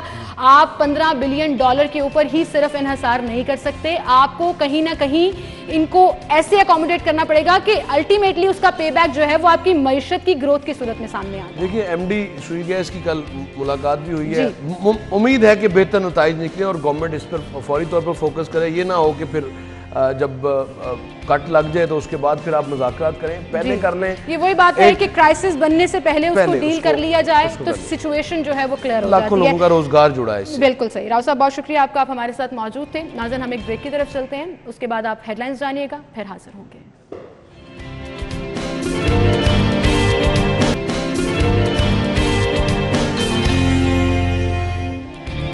Welcome back. एक बार फिर से आपको खुशामदीद कहेंगे सिटी एट 10 में। और नाज़रीन जैसा कि प्रोग्राम के आगाज़ में मैंने आपसे बताया था कि हम डेंगू के हवाले से एक स्पेशल सेगमेंट रख रहे हैं जिसमें डेंगू क्यों होता है, डेंगू के साइन एंड सिम्टम्स क्या हैं, इसकी एहतियाती तदाबीर क्या हैं, कैसे हम इससे बच सकते हैं, एंड ऑल्सो गवर्नमेंट हॉस्पिटल में इसको कैसे ट्रीट किया जा रहा है, हमारी बेड ऑक्यूपेंसी कितनी है, पेशेंट्स डीलिंग वहाँ पर क्या है, और कौन से ऐसे साइन एंड सिम्टम्स हैं जब आपको अस्पताल में रिपोर्ट करना है और जाकर डॉक्टर को चेक कराना है, ये बहुत ज़्यादा ज़रूरी है क्योंकि डेंगू बुखार से अमवात भी वाक़ई हो रही हैं और इसके साइन एंड सिम्टम्स इतने स्वेयर हो जाते हैं कि घर पे हैंडल नहीं हो सकते। इस पर हम बात करेंगे जी, डेंगू एक्सपर्ट हमारे साथ मौजूद हैं प्रोफेसर डॉक्टर अशरफ ज़िया, उन्हें हम खुशामदीद करेंगे। अस्सलाम वालेकुम डॉक्टर साहब। डॉक्टर साहब थैंक यू सो मच आपकी तशरीफ़ आवरी के लिए। डॉक्टर साहब, डेंगू एक बार फिर से मुसलसल फैल रहा है। गुज़श्ता 24 घंटों में अगर हम लाहौर की ही बात करें तो 370 नए केसेस रिपोर्ट हुए हैं, एक शख्स अपनी जान की बाजी हार गया। हमें लगा था कि डेंगू कंट्रोल हो चुका है, हमने अवेयरनेस भी इतनी ले ली थी कि ऐसा लगा कि अब डेंगू दोबारा नहीं आएगा, लेकिन करीबन 3 साल के बाद दोबारा से ऐसा सर्ज आया कि मुसलसल पेशेंट नंबर बढ़ता जा रहा है। जी, आपने बिल्कुल ठीक कहा कि अभी जो डेंगू का जो राइज है ये 3 साल नहीं गालबन इससे ज़्यादा हो चुका है। जब जो फर्स्ट आउट ब्रेक था वो 2011 में था। जी जी, और जो अभी का आउटब्रेक है ये उससे ज्यादा सीवियर है, लेकिन 3 साल में बड़ा कंट्रोल चल रहा था, दरमियान में काफी कंट्रोल, बिल्कुल एग्जैक्टली ऐसे है कि नंबर ऑफ पेशेंट्स बहुत कम थे, इस दफा नंबर ऑफ पेशेंट्स बहुत ज्यादा है जी। और जो पेशेंट आपके पास रिपोर्ट हो रहे हैं ये पेशेंट काफी सीरियस हैं जो इस दफा आ रहे हैं ना, तो इसमें जो आउटब्रेक है ये पहले से सीवियर है। तो जो बेड ऑक्यूपेंसी है वो almost near to full capacity है, पब्लिक सेक्टर में भी और इवन प्राइवेट सेक्टर में भी।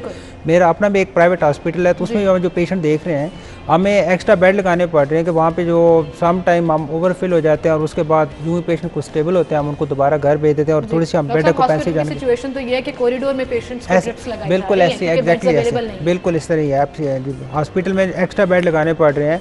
अब उसमें जो चीज़ें इंपॉर्टेंट ये है ना, जो ये है कि जैसे अभी आपने अपने उसमें स्टार्ट में बताया कि जी पेशेंट्स की सिम्टम जब उसको टेम्परेचर होता है ना उसमें हमारी जो इंस्ट्रक्शन होती है कि आप उसका एक छोटा सा टेस्ट होता है डेंगू CBC, वो तकरीबन हर लैब में हो रहा है, आप वो टेस्ट करवा के आप देख लें और उसकी ट्रीटमेंट उसी टाइम ही शुरू कर दें। इसकी ट्रीटमेंट बड़ी सिंपल सी है, अगर पेशेंट को ज़्यादा कुछ सीवियर प्रॉब्लम ना हो तो हम उसको सिंपल सी मेडिसिन दे के हम उसको घर में ट्रीटमेंट कर लेते हैं। हमें जो एक प्रॉब्लम फेस करना पड़ रही है वो है कि पेशेंट बहुत लेट घर से आ रहे हैं हमारे पास, जब वो डेंगू हेमरेजिक फीवर की तरफ कन्वर्ट हो जाते हैं जिसमें तब हॉस्पिटल में आते हैं। उससे पहले घर में थोड़ा सा ट्रीटमेंट में प्रॉब्लम जहाँ पे आ रही है क्योंकि उसमें जब पेट में पानी जमा हो जाता है, फेफड़ों में पानी जमा हो जाए उस टाइम प्रॉब्लम आ रही है।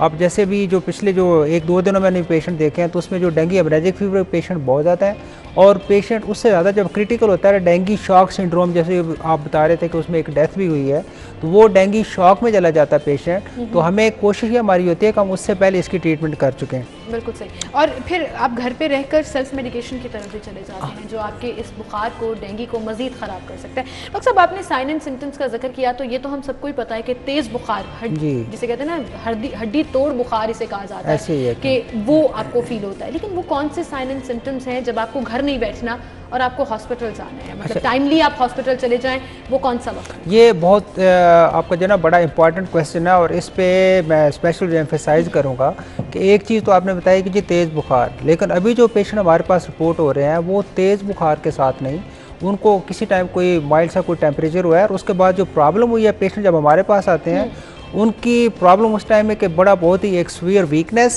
मलेज और उसके बाद ये हम उसको बोलते हैं रेट्रोबल्बर पेन और जो आंख के पीछे दर्द और हेडेक, और उस टाइम पेशेंट जी और उस टाइम पेशेंट जो है डेंगू हेमरेजिक फीवर की तरह कन्वर्ट हो रहे होते हैं। तो ये पेशेंट ज़्यादा खतरनाक होते हैं जो मैं देख रहा हूँ और मेरी नज़र में, जिन पेशेंट को सिंपल टेम्परेचर होता है, बेशक हाई ग्रेड टेम्परेचर आपने उसको स्पंजिंग कर लिया, आपने उसको मेडिसिन दे दी, उससे आपने उसको कूल डाउन कर लिया। जो पेशेंट ये आते हैं ना थोड़ा सा लेट प्रेजेंटेशन और वो एब्डोमिनल कंप्लेंट के साथ कि पेट में दर्द है, पेट में खिंचाव है, गैस ही प्रोड्यूस हो रही है और मतलब डिस्कम्फर्ट फील होती है, तो उस टाइम पेशेंट जो डेंगू हेमरेजिक फीवर की तरफ कन्वर्ट हो चुके होते हैं। तो हमारी जो ना रिक्वेस्ट ये होती है कि आप स्टार्ट में ही उसको जो है आप पिक कर लें, डेंगू डायग्नोज हो आप अपने डॉक्टर से रब्ता आप उसी टाइम उससे रब्ता करके। और उसके बाद जो एक चीज़ जो बहुत सारे लोग मिस करते हैं, जैसे जो मेरे पास ही पेशेंट आ रहे हैं कि पेशेंट की 5-6 दिन ट्रीटमेंट हुई है सिंपल, उसको आप कुछ लोगों का कंसेप्ट है कि only treatment is Panadol, it's not like that. ये थोड़ा सा एक जो है ना एक कंसेप्ट हमें क्लियर करना होगा। मेरी इन तमाम लोगों से जो हमें देख रहे हैं उनसे गुजारिश होगी, हमारे स्पेशली जो हमारे मेडिकल प्रैक्टिशनर हैं, जब इन पेशेंट को प्रॉब्लम होती है आप 2nd-3rd डे पे उसका अल्ट्रासाउंड लाजमी करवाएं। ठीक है। अल्ट्रासाउंड पे आप पिक कर लेते हैं कि पेशेंट जो है वो डेंगू हेमरेजिक फीवर तरह जा रहा है, उसके पेट में पानी जमा हो रहा है या उसके फेफड़ों में पानी जमा हो रहा है, तो उसकी फौरन ट्रीटमेंट जो है ना प्रॉपर इन्वेस्टिगेशन भी जरूरी होती है 3 से 4 रोज के बाद, तभी आपको पता लग सकता है कि पेशेंट कौन से। जी एग्जैक्टली। अब जो है ना बहुत सारे लोग हैं वो जैसे ट्रीटमेंट कर रहे होते हैं, मेडिसिन दे रहे हैं, लेकिन पेशेंट को प्रॉब्लम अंदर से उसको जो डेंगू हेमरेजिक फीवर डेवलप हो रहा है लेकिन वो पिक नहीं कर पाते, तो जब लेट हो जाते हैं फिर प्रॉब्लम स्टार्ट होती है। तो उसमें अल्ट्रासाउंड का रोल भी है। इवन जो हमारे गवर्नमेंट सेटअप जैसे एक्सपो सेंटर में एक हमारा गवर्नमेंट का सेटअप जब वहाँ पे स्टार्ट हुआ है, तो वहाँ पे हमारी जो जना हॉस्पिटल की टीम है वो वहाँ पे हमने रेडियोलॉजिस्ट जो है ना डिप्यूट किया है कि जो वहाँ पे अल्ट्रासाउंड कर रहे हैं डेली बेसिस पे पिक करने के लिए कि कौन सा पेशेंट जो है वो सिंपल डेंगू में है और कौन सा पेशेंट डेंगू हेमरेजिक फीवर में है। जो सिंपल डेंगू है वो खतरनाक नहीं है, प्रॉब्लम है डेंगू हेमरेजिक फीवर में, वो डेंगू शॉक में चला जाता है जो प्रॉब्लम होती है, तो इसलिए इसकी क्रिटिकल साइड पर ले जाता है। जी वो क्रिटिकल साइड पे चला जाता है। बिल्कुल सही। अच्छा डॉक्टर साहब ये कहिएगा कि डेंगू के चूँकि डेंगू अभी मौजूद है और तेज़ बुखार, लेकिन ये बुखार की अलामत और भी बीमारियों में, जैसे भी मौसम चेंज हो रहा है तो कॉमन कोल्ड भी है, कोरोना वायरस भी एग्जिस्ट कर रहा है और उसकी रेशो कम है, कैसे डिफ्रेंशिएट करें कि पेशेंट्स को कौन सा टेस्ट पहले करा? ये आपका ना पॉइंट बड़ा वैलिड है। इसमें जो है ना जो इसकी जो इस टेम्परेचर की इसकी बुखार की अलामत है ना वो उन जो बाकी जो टेम्परेचर या दूसरी जो डिजीज़ है उससे टोटली डिफरेंट है। अब इसमें होता है कि बुखार होता है आपको हाई ग्रेड फीवर शिवरिंग के साथ, लेकिन इसमें बड़ी शदीद सर दर्द होती है। अच्छा। सर दर्द के साथ बाकी इसमें बॉडी एक में जैसे आपने कहा था कि जिस्म तोड़ इसमें दर्द जो है ना वो आती है, जिसमें जो कहते हैं कि हड्डी तोड़ टाइप जो है इसको बुखार का नाम ही ये किया गया, इतनी सीवियर पेन होती है। इवन जो patient majority of the patient जो आते हैं हमारे पास वो बुखार की कंप्लेंट नहीं करते, वो कहते हैं टेम्परेचर तो हम बर्दाश्त कर लेंगे, हमारी जो पेन है इसको आप किस तरह से सेटल करेंगे, ये जो पेन है ये कंट्रोल नहीं हो पा रही। तो उसमें जैसे अब जो कोविड का आपने जिक्र किया था कोरोना में, उसमें साथ आती है कफ की कंप्लेंट, रेस्पिरेटरी कंप्लेंट्स आती हैं टेम्परेचर के साथ, इसमें वो नहीं आएगी। इसमें सीवियर कंप्लेंट्स आएगी, जो बॉडी एक्स हैं वो हाई टेम्परेचर, फिर इसमें एक लॉस ऑफ एपेटाइट और वॉमिटिंग, मरीज को उल्टियाँ आती हैं बहुत ज़्यादा, सीवियर वॉमिटिंग, और उसके साथ उसको रिट्रोबल्बर पेन, हेडेक, और पेशेंट को जो ना वो एक फीलिंग ऑफ एनविलमिंग कि जी पेशेंट को सीवियर वीकनेस मलेज।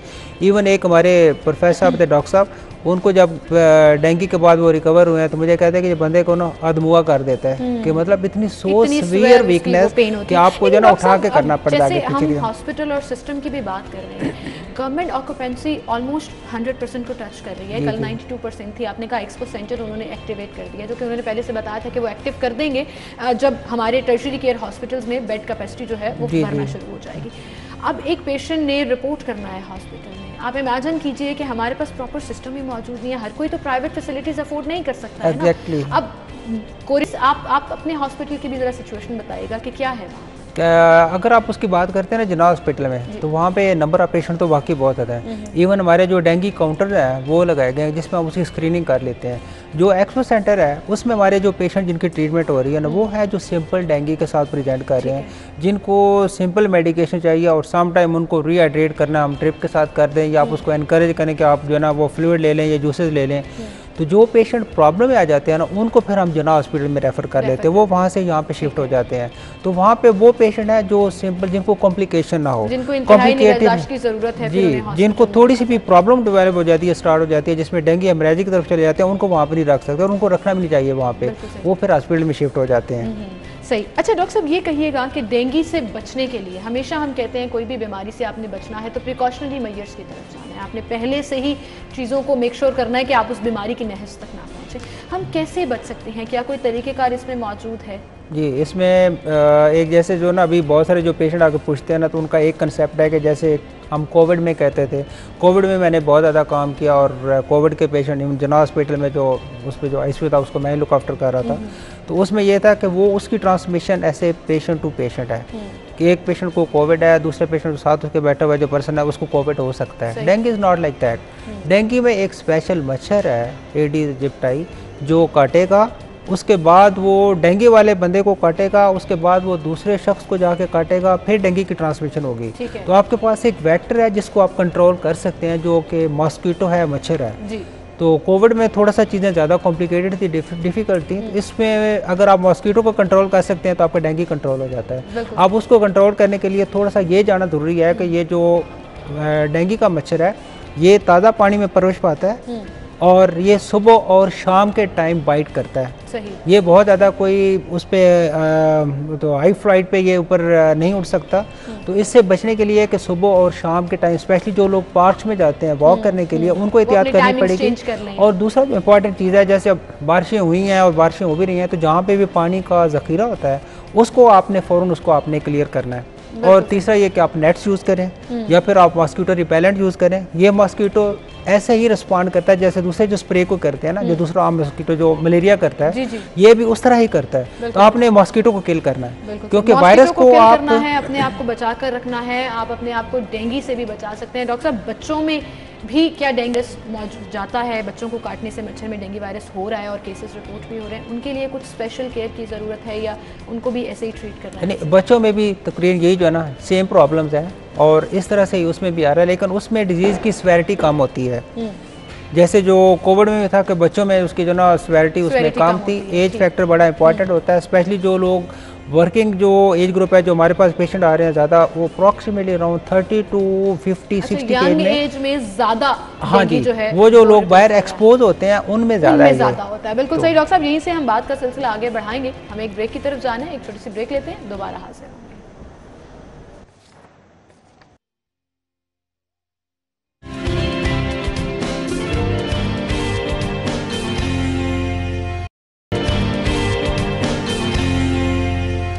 Welcome back. एक बार फिर से आपको खुशामदीद कहेंगे। नाज़रीन, डेंगू के हवाले से हम पिछली हुकूमत की तारीफ करते हैं इस तरह से कि ना सिर्फ हमारे मेडिकल एक्सपर्ट्स को ट्रेन करवाया, डेंगू को कंट्रोल कराया, उसकी अवेयरनेस के लिए आवाम को तैयार किया और फिर फिजिबल भी बनाया कि खुदा न खास्ता डेंगू के जो पेशेंट्स आ रहे थे उनको कैसे अकोमोडेट करना है। इस हुकूमत से ऐसा लग रहा है कि इस दफ़ा डेंगू कंट्रोल नहीं हो पा रहा, लेकिन ये सिर्फ मेरी राय नहीं है जी। लाहौर के शहरी परेशान हैं, सिस्टम और गवर्नमेंट से शिकायत करते नजर आते हैं और आप देखिए कि उनको ये याद है कि स्प्रेज हुआ करते थे, फॉगिंग स्प्रे हुआ करते थे, मच्छरों को कंट्रोल करने के लिए ज़िले इंतज़ामिया बहुत ज़्यादा एक्टिव हुआ करती थी, लेकिन अभी उनको चूँकि वो तमाम इंतजामात नज़र नहीं आ रहे तो वो शिकायत करते हुए नज़र आ रहे हैं। डॉक्टर साहब, ये जो प्रिकॉशनरी मेजर्स के तौर पर गवर्नमेंट स्प्रे कराती है, एरियाज डिटेक्ट करती है, और आपको ये भी याद होगा कि जिसमें डेंगू डायग्नोज होता था जिस घर में, फिर उसके पूरे एरिया में सर्वे किया जाता था।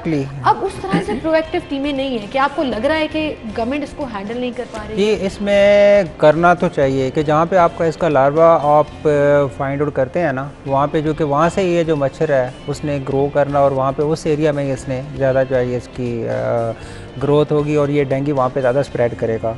अब जो हमारे पास जो पेशेंट आना शुरू हुए थे जो मेरे पास प्राइवेट सेटअप में भी, वो सबसे पहले DHA में कि वहाँ पे उसमें पॉक्स में चूँकि मतलब सुबह और शाम जो पानी का छिड़काव किया जाता है वहाँ पे ताज़ा पानी का वहाँ पे ठहराव था, उसमें सबसे ज़्यादा ये स्प्रेड उसको। फिर यहाँ पे नज़दीक जो पाक कार्बोसिस स्कीम है इसमें, तो ये जो स्प्रेज थे वो बड़े बहुत इफेक्टिव थे और उसको करना चाहिए। बल्कि अभी तर्जुमान हुकूमत के कह रहे हैं, आप चूँकि डेंगू एक्सपर्ट हैं तो ज़रा रोशनी फरमाइएगा इस बात पर। वो ये कहते हैं कि बिला वजह का जो स्प्रे है या बिला वजह का जो पूरे एरिया में धुआं कर देना एरिया, वो किसी तौर इफेक्टिव नहीं था, लेकिन उनको ये चीज़ समझ नहीं आती कि जब वो हो रहा था और शहबाज शरीफ साहब के दौर में वो जब हो रहा था तो डेंगू कंट्रोल भी तो हुआ। हाँ जी, स्प्रे से देखिए ना, आपका जो इम्पोर्टेंट चीज़ है ना, आपको मैंने जैसे शुरू में बताया कि आपने जो वेक्टर है उसको कंट्रोल करना। अब वेक्टर क्या है इसका? वो मॉस्किटो है। मॉस्किटो को आप कैसे कंट्रोल करते हैं? या तो स्प्रे से कंट्रोल करें या फिर आप उसको मॉस्पेल या घरों में स्प्रे करवाएं जहाँ पे आपको ये सस्पिशन है कि यहाँ पे डेंगू के केसेस बहुत ज़्यादा हैं। हमें प्रॉब्लम ये हो रही है कि हमें एक घर से 3-3 4-4 पेशेंट जो है ना वह रिपोर्ट हो रहे हैं और वही प्रॉब्लम है कि जहाँ पे उसका मच्छर का जहाँ पे स्प्रेड है जो डेंगू का, वहाँ से ही आगे उसको स्प्रेड हो रहा है। तो इसको स्प्रे का मेरे ख्याल में बड़ा बहुत ही इफेक्टिव है, उसको करना चाहिए। जहाँ पे भी आपको जो सस्पिशियस एरिया है वहाँ पे तो लाजमी करना चाहिए। अच्छा, गवर्नमेंट ने छापे मारे हैं, मुख्तलिफ जगहों पर लार्वा चेकिंग भी की जा रही है। गुज़श्ता 24 घंटों में जो गैर मुसद्दिका रिपोर्ट है उसके मुताबिक 798 जगहों से लार्वा जो है वो बरामद किया और तल्फ कर लिया, लेकिन हमारा ये मानना है कि इससे कहीं ज़्यादा तादाद में लार्वा मौजूद है और गवर्नमेंट को अपने तमाम सिस्टम को बेहतर करने के साथ साथ शहरियों को भी अवेयर करना होगा। वो आपको याद होगा स्कूल्स में सेमिनार्स और वॉक्स और सड़कों के ऊपर आपके बैनर्स और पोस्टर्स लगे हुए हैं जिसमें आप एहतियाती तदाबीर बताते थे। बिल्कुल वो कहीं नजर नहीं आ रहा, वो अवेयरनेस कैंपेन्स नजर नहीं आ रहा। जो आपकी जो बात है ना, मैं इससे 100% एग्री करता हूँ। अगर आप जो नंबर आप पेशेंट जिस तरह आ रहे हैं हमारे पास, अगर आप इस फिगर पे जाते हैं ना तो आपको हर जगह पे लार्वा नज़र आना चाहिए, क्योंकि इतने नंबर ऑफ पेशेंट बढ़ते जा रहे हैं। इवन आप देखें ना कि अब कैपेसिटी आपके हॉस्पिटल की फुल हो चुकी है। आप पेशेंट जो है ना वो सम टाइम इवन मेरे पास भी प्राइवेट भी शाम के टाइम वहाँ पे एक लड़ाई शुरू हो जाती है कि हमें कोई बेड दें जी, हमें कहाँ पे लिटाएंगे, आप खड़े होने की जगह नहीं है, पेशेंट बड़े सिक पेशेंट आ रहे हैं। तो ये चीज़ वाकई आपकी है कि इसमें लार्वा के केसेस जो रिपोर्ट हुए हैं उससे शायद बहुत ज़्यादा है। तो दूसरा इसमें जो आपकी वो जो है ना जो आगाही मुहिम वो लाजमी होनी चाहिए कि जब तक इसमें पब्लिक जो है ना वो खुद अपना सेल्फ उसको नहीं करेगी क्लीनिनेस या उसको मॉस्किटो से प्रिवेंशन नहीं करेगी, तो इसको बचाने के लिए और देखें ना हमने कंट्रोल करना है मॉस्किटो को, आप वायरस को कंट्रोल नहीं कर सकते। जब एक दफ़ा आपकी बॉडी में एंटर हो गया आप उसको कंट्रोल करना है, क्योंकि आप जब वायरस जो ना एक दफ़ा बॉडी में वायरस एंटर हो गया तो उसने अपनी सिम्टम्स प्रोड्यूस करनी है, वो कहाँ तक जाता है वो आपकी बॉडी पे डिपेंड करता है। इसकी ऐसा कोई डेंगू वायरस की स्पेसिफिक ट्रीटमेंट नहीं है। तो हम पब्लिक को यही कहते हैं कि जी आप उसको मच्छर को उससे बचें। जो हमारे रिपोर्टर ये बता रहे थे कि इस कदर बुरी सिचुएशन है हॉस्पिटल्स में इंतजामात की कि ऐसा लग रहा है कि गवर्नमेंट इंतजार कर रही है कि शदीद सर्दी पड़ना शुरू हो और डेंगू अपनी मौत खुद मर जाए, क्योंकि गवर्नमेंट से उस तरह से कंट्रोल नहीं हो पा रहा। लेकिन हम शहरी अपना रोल कैसे प्ले कर सकते हैं, हम कैसे कोऑपरेट कर सकते हैं, कौन सी ऐसी जगह हैं जहां पर हमें विजिलेंट होकर अपने बचत जो है ना अपना बचाव खुद जी अच्छा इसमें ना जो इम्पोर्टेंट चीज़ें एक तो जो जहाँ पे भी आप रह रहे हैं ना अपने घर में आप ये देखें कि स्पेशली वहाँ पे कोई ऐसा कोई पॉट ना हो जिसमें पानी का ठहराव हो, जैसे स्पेशली जो आपके पास पुराने टायर होते हैं, पॉट होते हैं, और जो जहाँ पे आपने कोई फ्लावर बेड जो है ना वो तैयार किए हुए हैं, आपने कोई गमले वगैरह रखे हुए हैं, तो उसमें पानी का जमा होना वो खतरनाक है। फिर अगर आप शाम के टाइम निकलते हैं कहीं पे तो आप कोशिश करें कि हाफ स्लीव शर्ट्स वो ना पहने, आप फुल स्लीव पहने ताकि इससे आप बच सकें। और फिर आप उसको अगर रात के टाइम सोते हुए या तो आप नेट यूज़ करें या फिर मॉस्क्वेयर लगा लें ताकि ये मॉस्किटो आपको ना काटे। देखिए अगर कहीं पे मॉस्किटो अगर घर में मौजूद भी है, अगर आपको बाइट नहीं कर पाता तो आपका जो वायरस है वो स्प्रेड नहीं होगा। तो आपने मॉस्किटो से बचाने के लिए अपनी पूरी प्रिकॉशन लेनी है और घरों में स्प्रे लाजमी करवाएं। आप खुद करवा लें अपने तौर पे भी, एक छोटे से आम स्प्रे मिलते हैं और जो आम मच्छर किल होता है वो जो डेंगू वाला जो ये मच्छर है ये भी उसी स्प्रे के साथ किल हो जाता है। कोई स्पेशल किस्म का आपको स्प्रे नहीं चाहिए, स्पेशल स्प्रे नहीं चाहिए इसके लिए। और अभी तो बड़े अच्छे स्प्रे भी आ रहे हैं जो बड़े बहुत ही लास्टिंग है, अगर आप अफोर्ड कर सकते हैं तो वो करवा लें, वरना सिंपल स्प्रे करवा लें आप और उससे अपने मॉस्किटो को किल करना और मॉस्किटो से अपने बचना। अच्छा खवातीन इसमें बड़ा इंपॉर्टेंट रोल प्ले कर सकती हैं। मैं हमेशा अवेयरनेस के लिए ये पॉइंट बताती हूँ, आई एम श्योर बहुत से लोग जानते भी होंगे लेकिन जिन्हें नहीं पता, घरों में किचन के अंदर हम अक्सर ताज़ा पानी स्टोर कर लेते हैं, तो कोशिश करें कि उनको ढाँप कर रखें, फ्रिज की ट्रेस को मुसलसल चेक करें, पानी जमा ना होने दें। और फिर अक्सर हम एक चीज़ भूल जाते हैं वो है डिस्पेंसर की ट्रे, क्योंकि आपको नहीं पता ये छोटा सा मच्छर कहाँ किस जगह पर जाकर जो है वो लार्वा प्रोड्यूस कर दे। तो आपको डिस्पेंसर की ट्रेस, फ्रिज की ट्रेस, छत पर अगर कोई कूड़ कबाड़ पड़ा है या टायर पड़े हैं, क्योंकि वो बड़ा एक आइडियल इन्वायरमेंट होता है इस मच्छर के लिए, थोड़ा सा डार्क होता है और साफ पानी होता है तो मच्छर ग्रो कर जाता है। और अगर हम विजिलेंट होकर अपना रोल प्ले करेंगे तो डेंगू को कंट्रोल करने में भी हम अपना रोल इंशाल्लाह बिल्कुल ऐसे ही है। डॉक्टर साहब खाना क्या खाना चाहिए डेंगू में रिकवर करने के लिए? इम्यूनिटी तो जाहिर है आपकी डाउन हो जाती है, लेकिन कुछ स्पेशल डाइट भी है जिसको फॉलो करना चाहिए? उससे पहले जो है ना मैं एक चीज़ थोड़ी सी जो हाईलाइट करना चाहूँगा पब्लिक के अवेयरनेस के लिए कि हम जब भी टेस्ट करवाते हैं ना, अब जो पिछले स्पेल में जो प्रॉब्लम हुई थी कि लोग उसको फॉलो करते हैं कि प्लेटलेट्स कम हो रहे हैं। हाँ जी, हाँ तो जी, उसके बाद जो पिछली दफ़ा प्लेटलेट्स बहुत ज़्यादा यूज़ हुए थे, बल्कि उसका ओवर यूज़ हुआ था जिससे काफ़ी ज़्यादा प्रॉब्लम हुई थी। तो जो चीज़ इसमें समझने वाली है ना, आप किसी भी समझदार डॉक्टर से उस रिपोर्ट को एनालाइज कराएं। प्लेटलेट्स का कम होना कोई बहुत खतरनाक नहीं होता। इवन ऐसे पेशेंट भी हैं जिनके प्लेटलेट्स कोई अभी इस टाइम भी मेरे पास भी अंडर ट्रीटमेंट है जिनके 11,000 पे प्लेटलेट्स है 15,000 पे, लेकिन उसमें डेंगू हेमरेजिक फीवर नहीं है। तो इम्पोर्टेंट चीज़ है कि वो रिकवर कर जाते हैं बड़े आराम से, क्योंकि प्लेटलेट्स के आप लोगों में एक कंसेप्ट है कि प्लेटलेट्स कम हो रहे हैं तो प्लेटलेट्स लगवाएं या इसमें, तो प्लेटलेट्स हम नहीं लगा रहे। प्लेटलेट्स को एड्रेस ना करें, आप जब भी चेक करवाएं उसमें देखें कि डेंगू हेमरेजिक फीवर तो नहीं है। आप उसका अल्ट्रासाउंड जो मैंने पहले जैसे शुरू में गुजारिश की थी, आप देखें कि पेट में पानी जमा तो नहीं हो रहा, ये प्रॉब्लम तो नहीं हो रही। वो प्रॉब्लम करता है कि प्लेट्स आपके 150 पे भी हैं, अगर आपको वहाँ पे पेट में पानी जमा हो रहा है तो वो डेंजरस है। ये चीज़ बड़ी अंडरस्टैंड करने वाली है। ये चीज़ें पैरेलल हैं। अगर आपको हेमरेजिक फीवर है और प्लेटलेट्स डाउन हो रहे हैं तो वो खतरनाक है, लेकिन अगर प्लेटलेट्स डाउन हो रहे हैं और आपको नॉर्मल डेंगू बुखार है तो लेट डॉक्टर डिसाइड। मैं हमेशा ये कहती हूँ, प्लीज लेट डॉक्टर डिसाइड कि आपने क्या कोर्स ऑफ ट्रीटमेंट सप्लीमेंट लेना है या मेडिकेशन क्या लेनी है, लेकिन बहुत सी मिथ्स भी हैं डॉक्टर साहब। सो अब मैं डाइट की तरफ भी आऊंगी और जो हम घरों में टोट के आजमाते रहते हैं। बिल्कुल, आपकी बात बिल्कुल ठीक है।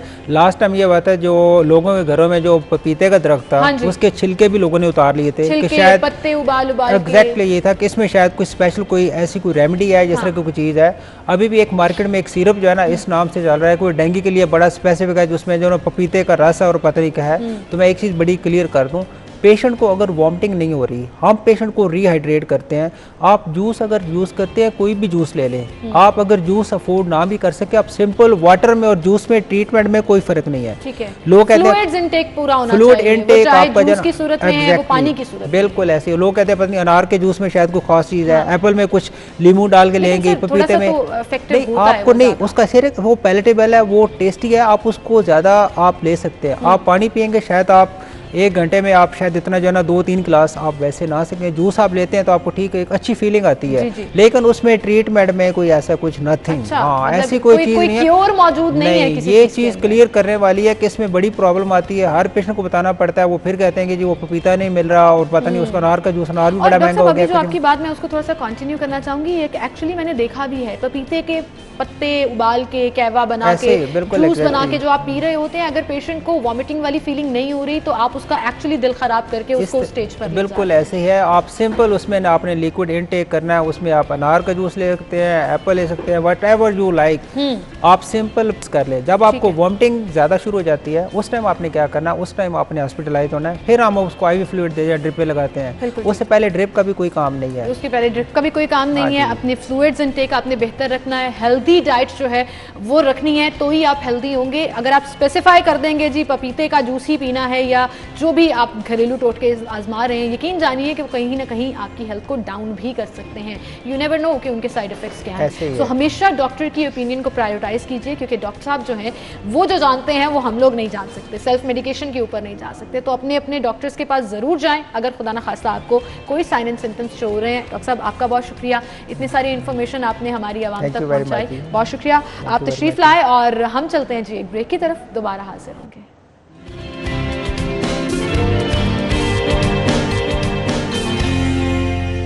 Welcome back. एक बार फिर से हम आपको खुशामदीद कहेंगे। उमूमन हम ये बात करते हैं नाज़रीन कि पाकिस्तान में चैरिटी बहुत ज़्यादा की जाती है। Pakistan is one of those countries जहाँ पर चैरिटी, लोगों का ख्याल रखने के हवाले से बहुत बड़ी तादाद में लोग मौजूद हैं, जिन्हें हम अक्सर मुखय्यर हज़रात भी कहते हैं। ये वो लोग हैं जो दर्दे दिल रखते हैं और इंसानियत के लिए अपना किरदार अदा करते हैं। ऐसी ही एक फाउंडेशन जो पिछले 25 साल से गरीबों को नाश्ता फराहम कर रही है और बग़ैर किसी चार्जेस के लाहौर के मुख्तलिफ मकामात पर उनका सेटअप है, जहाँ पर लोग जाकर वहाँ पर कभी समटाइम्स खाना खाते हैं, समटाइम्स नाश्ता जो है वो उनको मिलता है। ये एक डेली की रूटीन है। अलुमरा फाउंडेशन का मैं जिक्र कर रही हूँ, जिसे अब रन कर रही हैं सूफिया बड़ाइत साहिबा, और इसके पीछे क्या कॉन्सेप्ट है, किस तरह से वो ये काम करती हैं, क्या सिस्टम है, इस पर हम बात करेंगे। अस्सलाम वालेकुम जी। वालेकुम अस्सलाम। बहुत शुक्रिया आपकी तशरीफ़ आने के लिए। Thank you. आजकल के दौर में तो महंगाई इतनी ज़्यादा है और अक्सर हम ये बात करते हैं कि गरीब आदमी के लिए 2 वक्त की रोटी पूरी करना मुश्किल हो चुका है। ऐसे दौर में भी आप जैसे लोग और बहुत से लोग ऐसे मौजूद हैं जो दूसरों का ख्याल रखते हैं। थोड़ा सा बताइएगा अपनी इस फाउंडेशन के बारे में। आप ये बात बिल्कुल ठीक कह रही हैं कि आजकल महंगाई बहुत ज़्यादा है और इस महंगाई के टाइम में एक घर को चलाना मुश्किल काम है, लेकिन अगर आपकी नीयत ठीक हो तो अल्लाह ताला आपके लिए आसानियाँ पैदा कर देते हैं। और वैसे भी ये तो अल्लाह ताला का वादा है कि उसके रास्ते में अगर आप रिस्क तकसीम करें तो वो हमेशा बढ़ता है। तो इसलिए बस अल्लाह ताला ने हिम्मत दी, अल्लाह ताला ने इस्तिताअत दी और मैं ये सब कर पा रही हूँ। बिल्कुल। और ऐसे जैसे हम जिक्र कर रहे हैं कि बहुत सी जगहों पर मुख्तलिफ दस्तरखान लगते हैं जहाँ पर लोग मेहमान होते हैं, तो आपके इस दस्तरखान पर भी करीबन 400 से 500 डेली बेसिस पर लोग आते हैं जो नाश्ता करते हैं। जी बिल्कुल। ये सिलसिला मेरे वालिद साहब ने करीबन 26 साल पहले शुरू किया था और स्टार्ट उन्होंने चबुर्जी से किया था और इसके अलावा लाहौर के मुख्तलिफ मकामात पे फिर हम लोगों ने इसको, उनकी डेथ के बाद फिर मैंने इसको कंटिन्यू किया और हम लोग अभी से चबुर्जी में, इसके अलावा हम लोग गुलबर्ग में हमारा ऑफिस है, उसके बाहर काफ़ी सारे डिज़र्विंग लोग होते हैं जो वहाँ रोज़ जमा होते हैं और खाने के लिए उनका वहाँ पे इंतज़ाम होता है।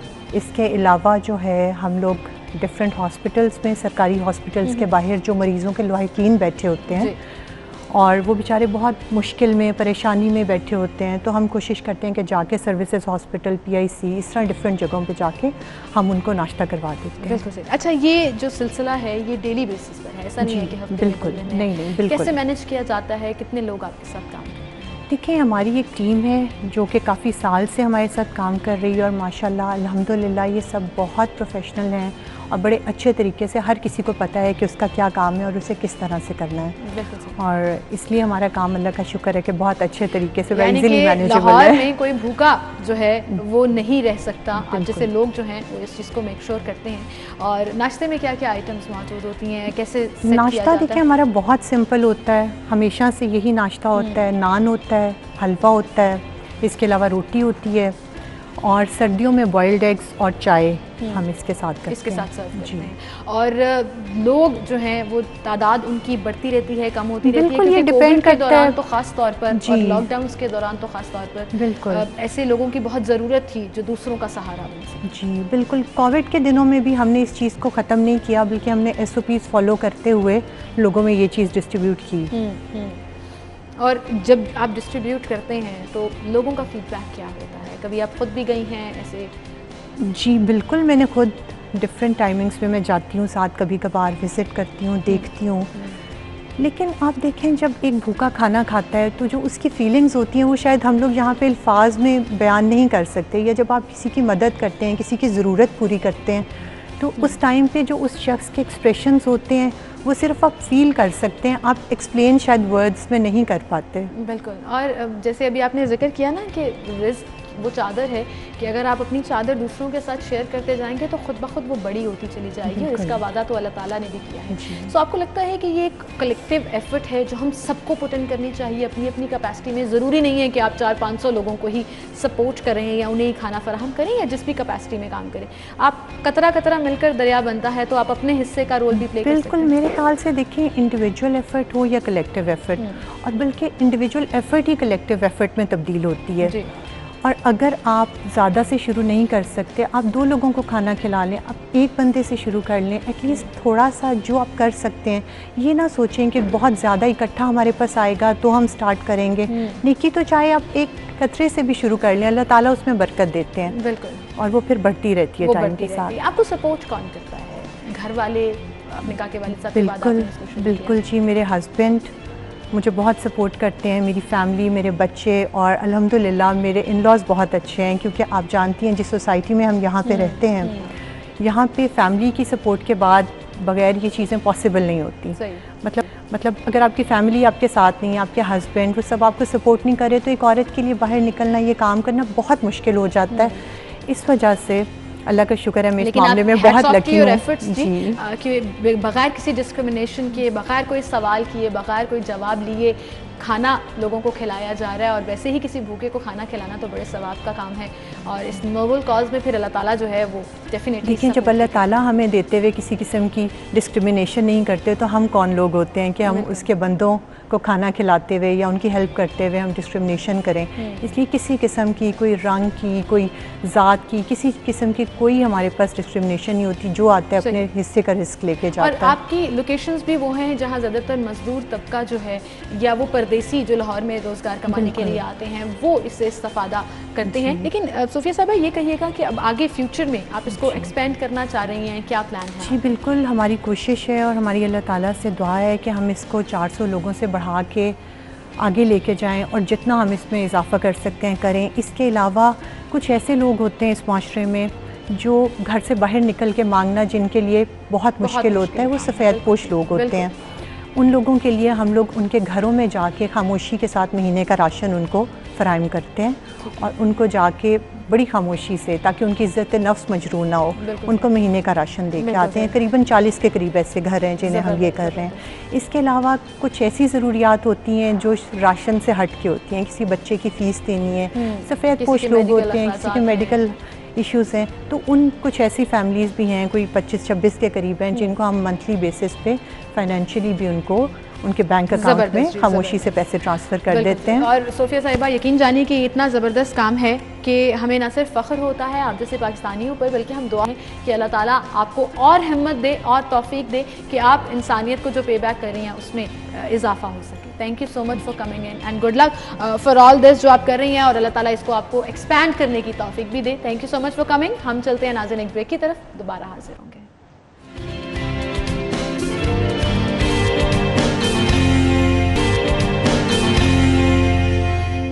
Welcome back. एक बार फिर से आपको खुशामदीद कहेंगे और अब कुछ सेगमेंट शामिल कर लेते हैं, और सेगमेंट्स में सबसे पहले शहर लाहौर के मौसम के हवाले से बात होगी टुडेज वेदर में।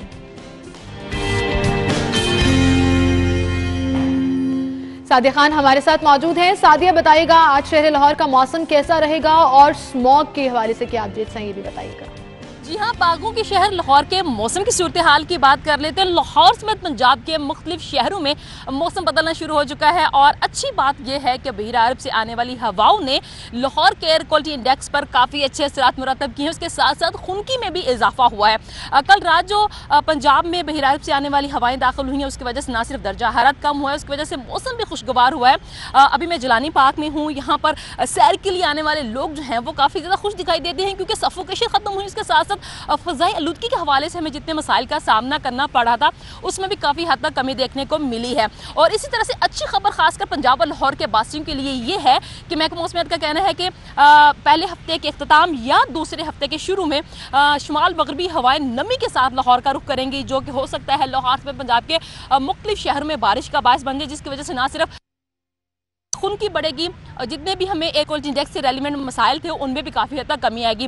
तो अभी भी 10 किलोमीटर फी घंटा के हिसाब से हवाएं चल रही हैं, और महकमा मौसमियात की जानिब से कहा यह जा रहा है कि हवाओं का सिलसिला जो है वो कल तक जारी रहेगा। इस हवा चलने की वजह से एयर क्वालिटी इंडेक्स में जो है वो काफ़ी हद तक कमी हुई है। आज जो एयर क्वालिटी इंडेक्स रिकॉर्ड किया गया वो 110, और कहा यह जा रहा है कि वक्त के साथ साथ इसमें बेहतरी आएगी। इसी तरह से हम दर्जा हरारत की बात करते हैं तो आज दिन के औकात में लाहौर का पारा जो है वो 26 से 28 रहने के इम्कान है, जबकि रात के औकात में हवा चलने की वजह से खुनकी में इजाफा हुआ और दर्जा हरारत में कमी वाक़ई, और रात का दर्जा हरारत जो है वो 20 रिकॉर्ड किया गया। नवंबर जो है उसमें अच्छे मौसम के साथ उसका आगाज़ हुआ है, और तवक्कात यही ज़ाहिर की जा रही है इसी तरह से मौसम अच्छा रहेगा, हवाएं चलती रहेंगी, और नवंबर में खासकर कहा यह जा रहा है कि बारिशें भी हो सकती हैं, तो मौसम जो है वो और भी मजीद बेहतर हो जाएगा। मौसम अब बेहतरी की तरफ जा रहा है। Sadia, thank you so much good news सुनाने के लिए। और एयर क्वालिटी इंडेक्स भी कल रात के मुकाबले में बहुत बेहतर है, 110 रिकॉर्ड किया गया। तो आई होप कि मौसम अब आहिस्ता आहिस्ता बेहतरी की तरफ जाए, क्योंकि इससे ना सिर्फ हमारे स्मॉग का मसला हल होगा बल्कि डेंगू का मसला भी हल होगा। मौसम बेहतर होगा तो तमाम वबाई जो बीमारियां हैं वो भी कंट्रोल हो जाएंगी। बहुत शुक्रिया सादिया, आप हमारे साथ मौजूद थी। इसी के साथ हम आगे चलते हैं और अपने मोबाइल रेट्स की तरफ चलते हैं। मोबाइल रेट्स में सबसे पहले जी, अगर आप फ़ोन लेना चाह रहे हैं हुआवे Y8s, तो मार्केट में इसकी कीमत अवेलेबल है, ये आपको मिलेगा 29,999 रुपये में। हुआवे मैक्स 10 लाइट अगर आप लेना चाह रहे हैं तो मार्केट में इसकी कीमत है 34,999 रुपये। हुआवे P9 लाइट आप लेना चाह रहे हैं तो उसकी कीमत है जी 20,099 रुपये।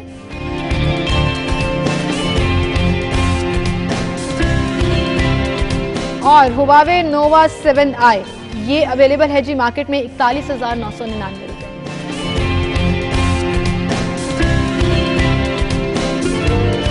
और अब अगले सेगमेंट की तरफ चलते हैं और शामिल करेंगे आज के भाव।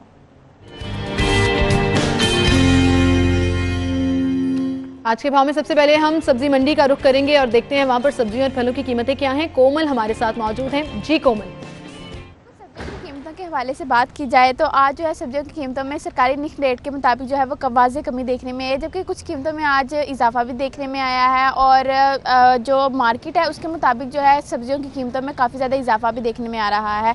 इसी तरह बात की जाए सरकारी निखनामे के मुताबिक टमाटर की कीमत के हवाले से, तो टमाटर की कीमत सरकारी निखनामे के मुताबिक 105 से 110 मुकर्रर की गई है, जबकि जो दुकानदार हैं वो अपनी मनमानी की कीमतों में इसको फ़रोख्त कर रहे हैं और तकरीबन 170 से 180 रुपये फ़ी किलो में इसको फ़रोख्त जारी है।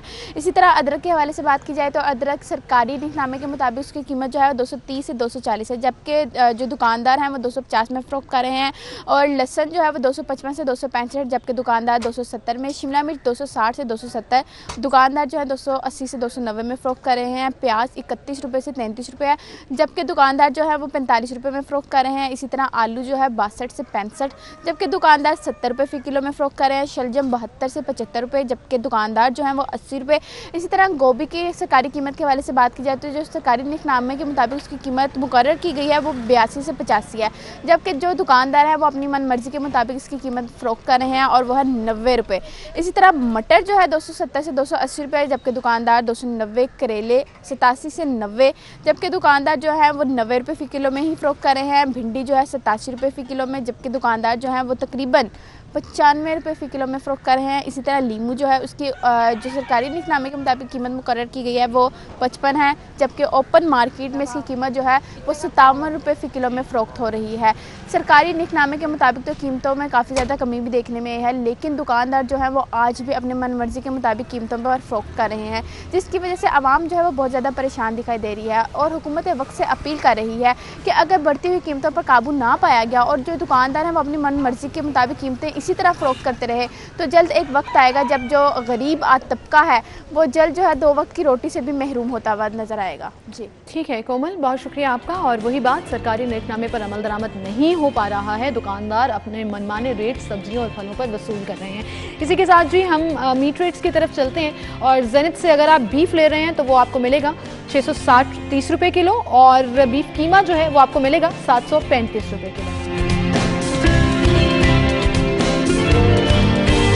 और मटन अगर आप जेनिथ से ले रहे हैं तो वो आपको मिलेगा 1450 रुपये किलो और मटन कीमा जो है वो आपको मिलेगा 1585 रुपये।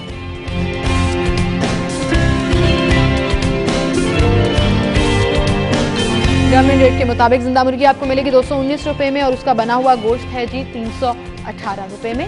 और इसी के साथ हम आगे बढ़ेंगे और अपना अगला सेगमेंट शामिल करेंगे बचत बाजार।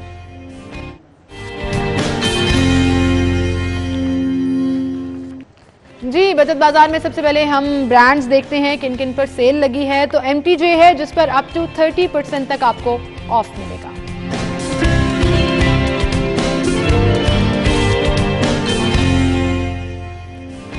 इंजन पर आपको अप टू 50% तक ऑफ मिलेगा।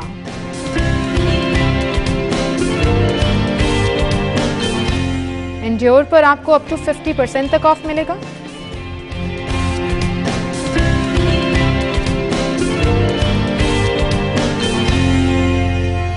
और अब अगला सेगमेंट शामिल करेंगे एक दिन एक नेकी और आज का मैसेज लेंगे।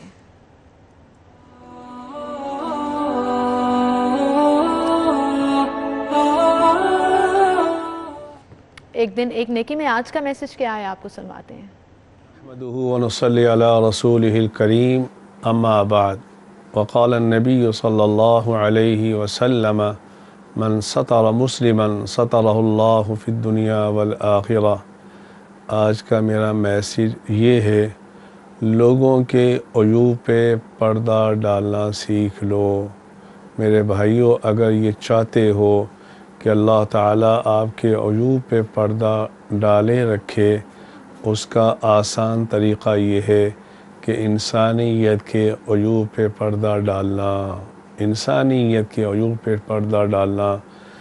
जो दुनिया में किसी के राज को फाश करेगा, अल्लाह उसके अयूब को दुनिया और आखिरत के अंदर फाश भी करेंगे, उसको रुसवा भी कर देंगे। अल्लाह मुझे भी आपको भी लोगों के अयूब पे पर्दा डालने की तौफ़ीक़ अता फ़रमाए। व आखिरु दावाना अनिल हम्दुलिल्लाहि रब्बिल आलमीन। आमीन सुम आमीन। इसी के साथ नाज़रीन आपसे इजाज़त चाहूँगी। इंशाल्लाह कल सेम टाइम पर मुलाकात होगी। अपना बहुत सा ख्याल रखिएगा। अल्लाह हाफ़िज़।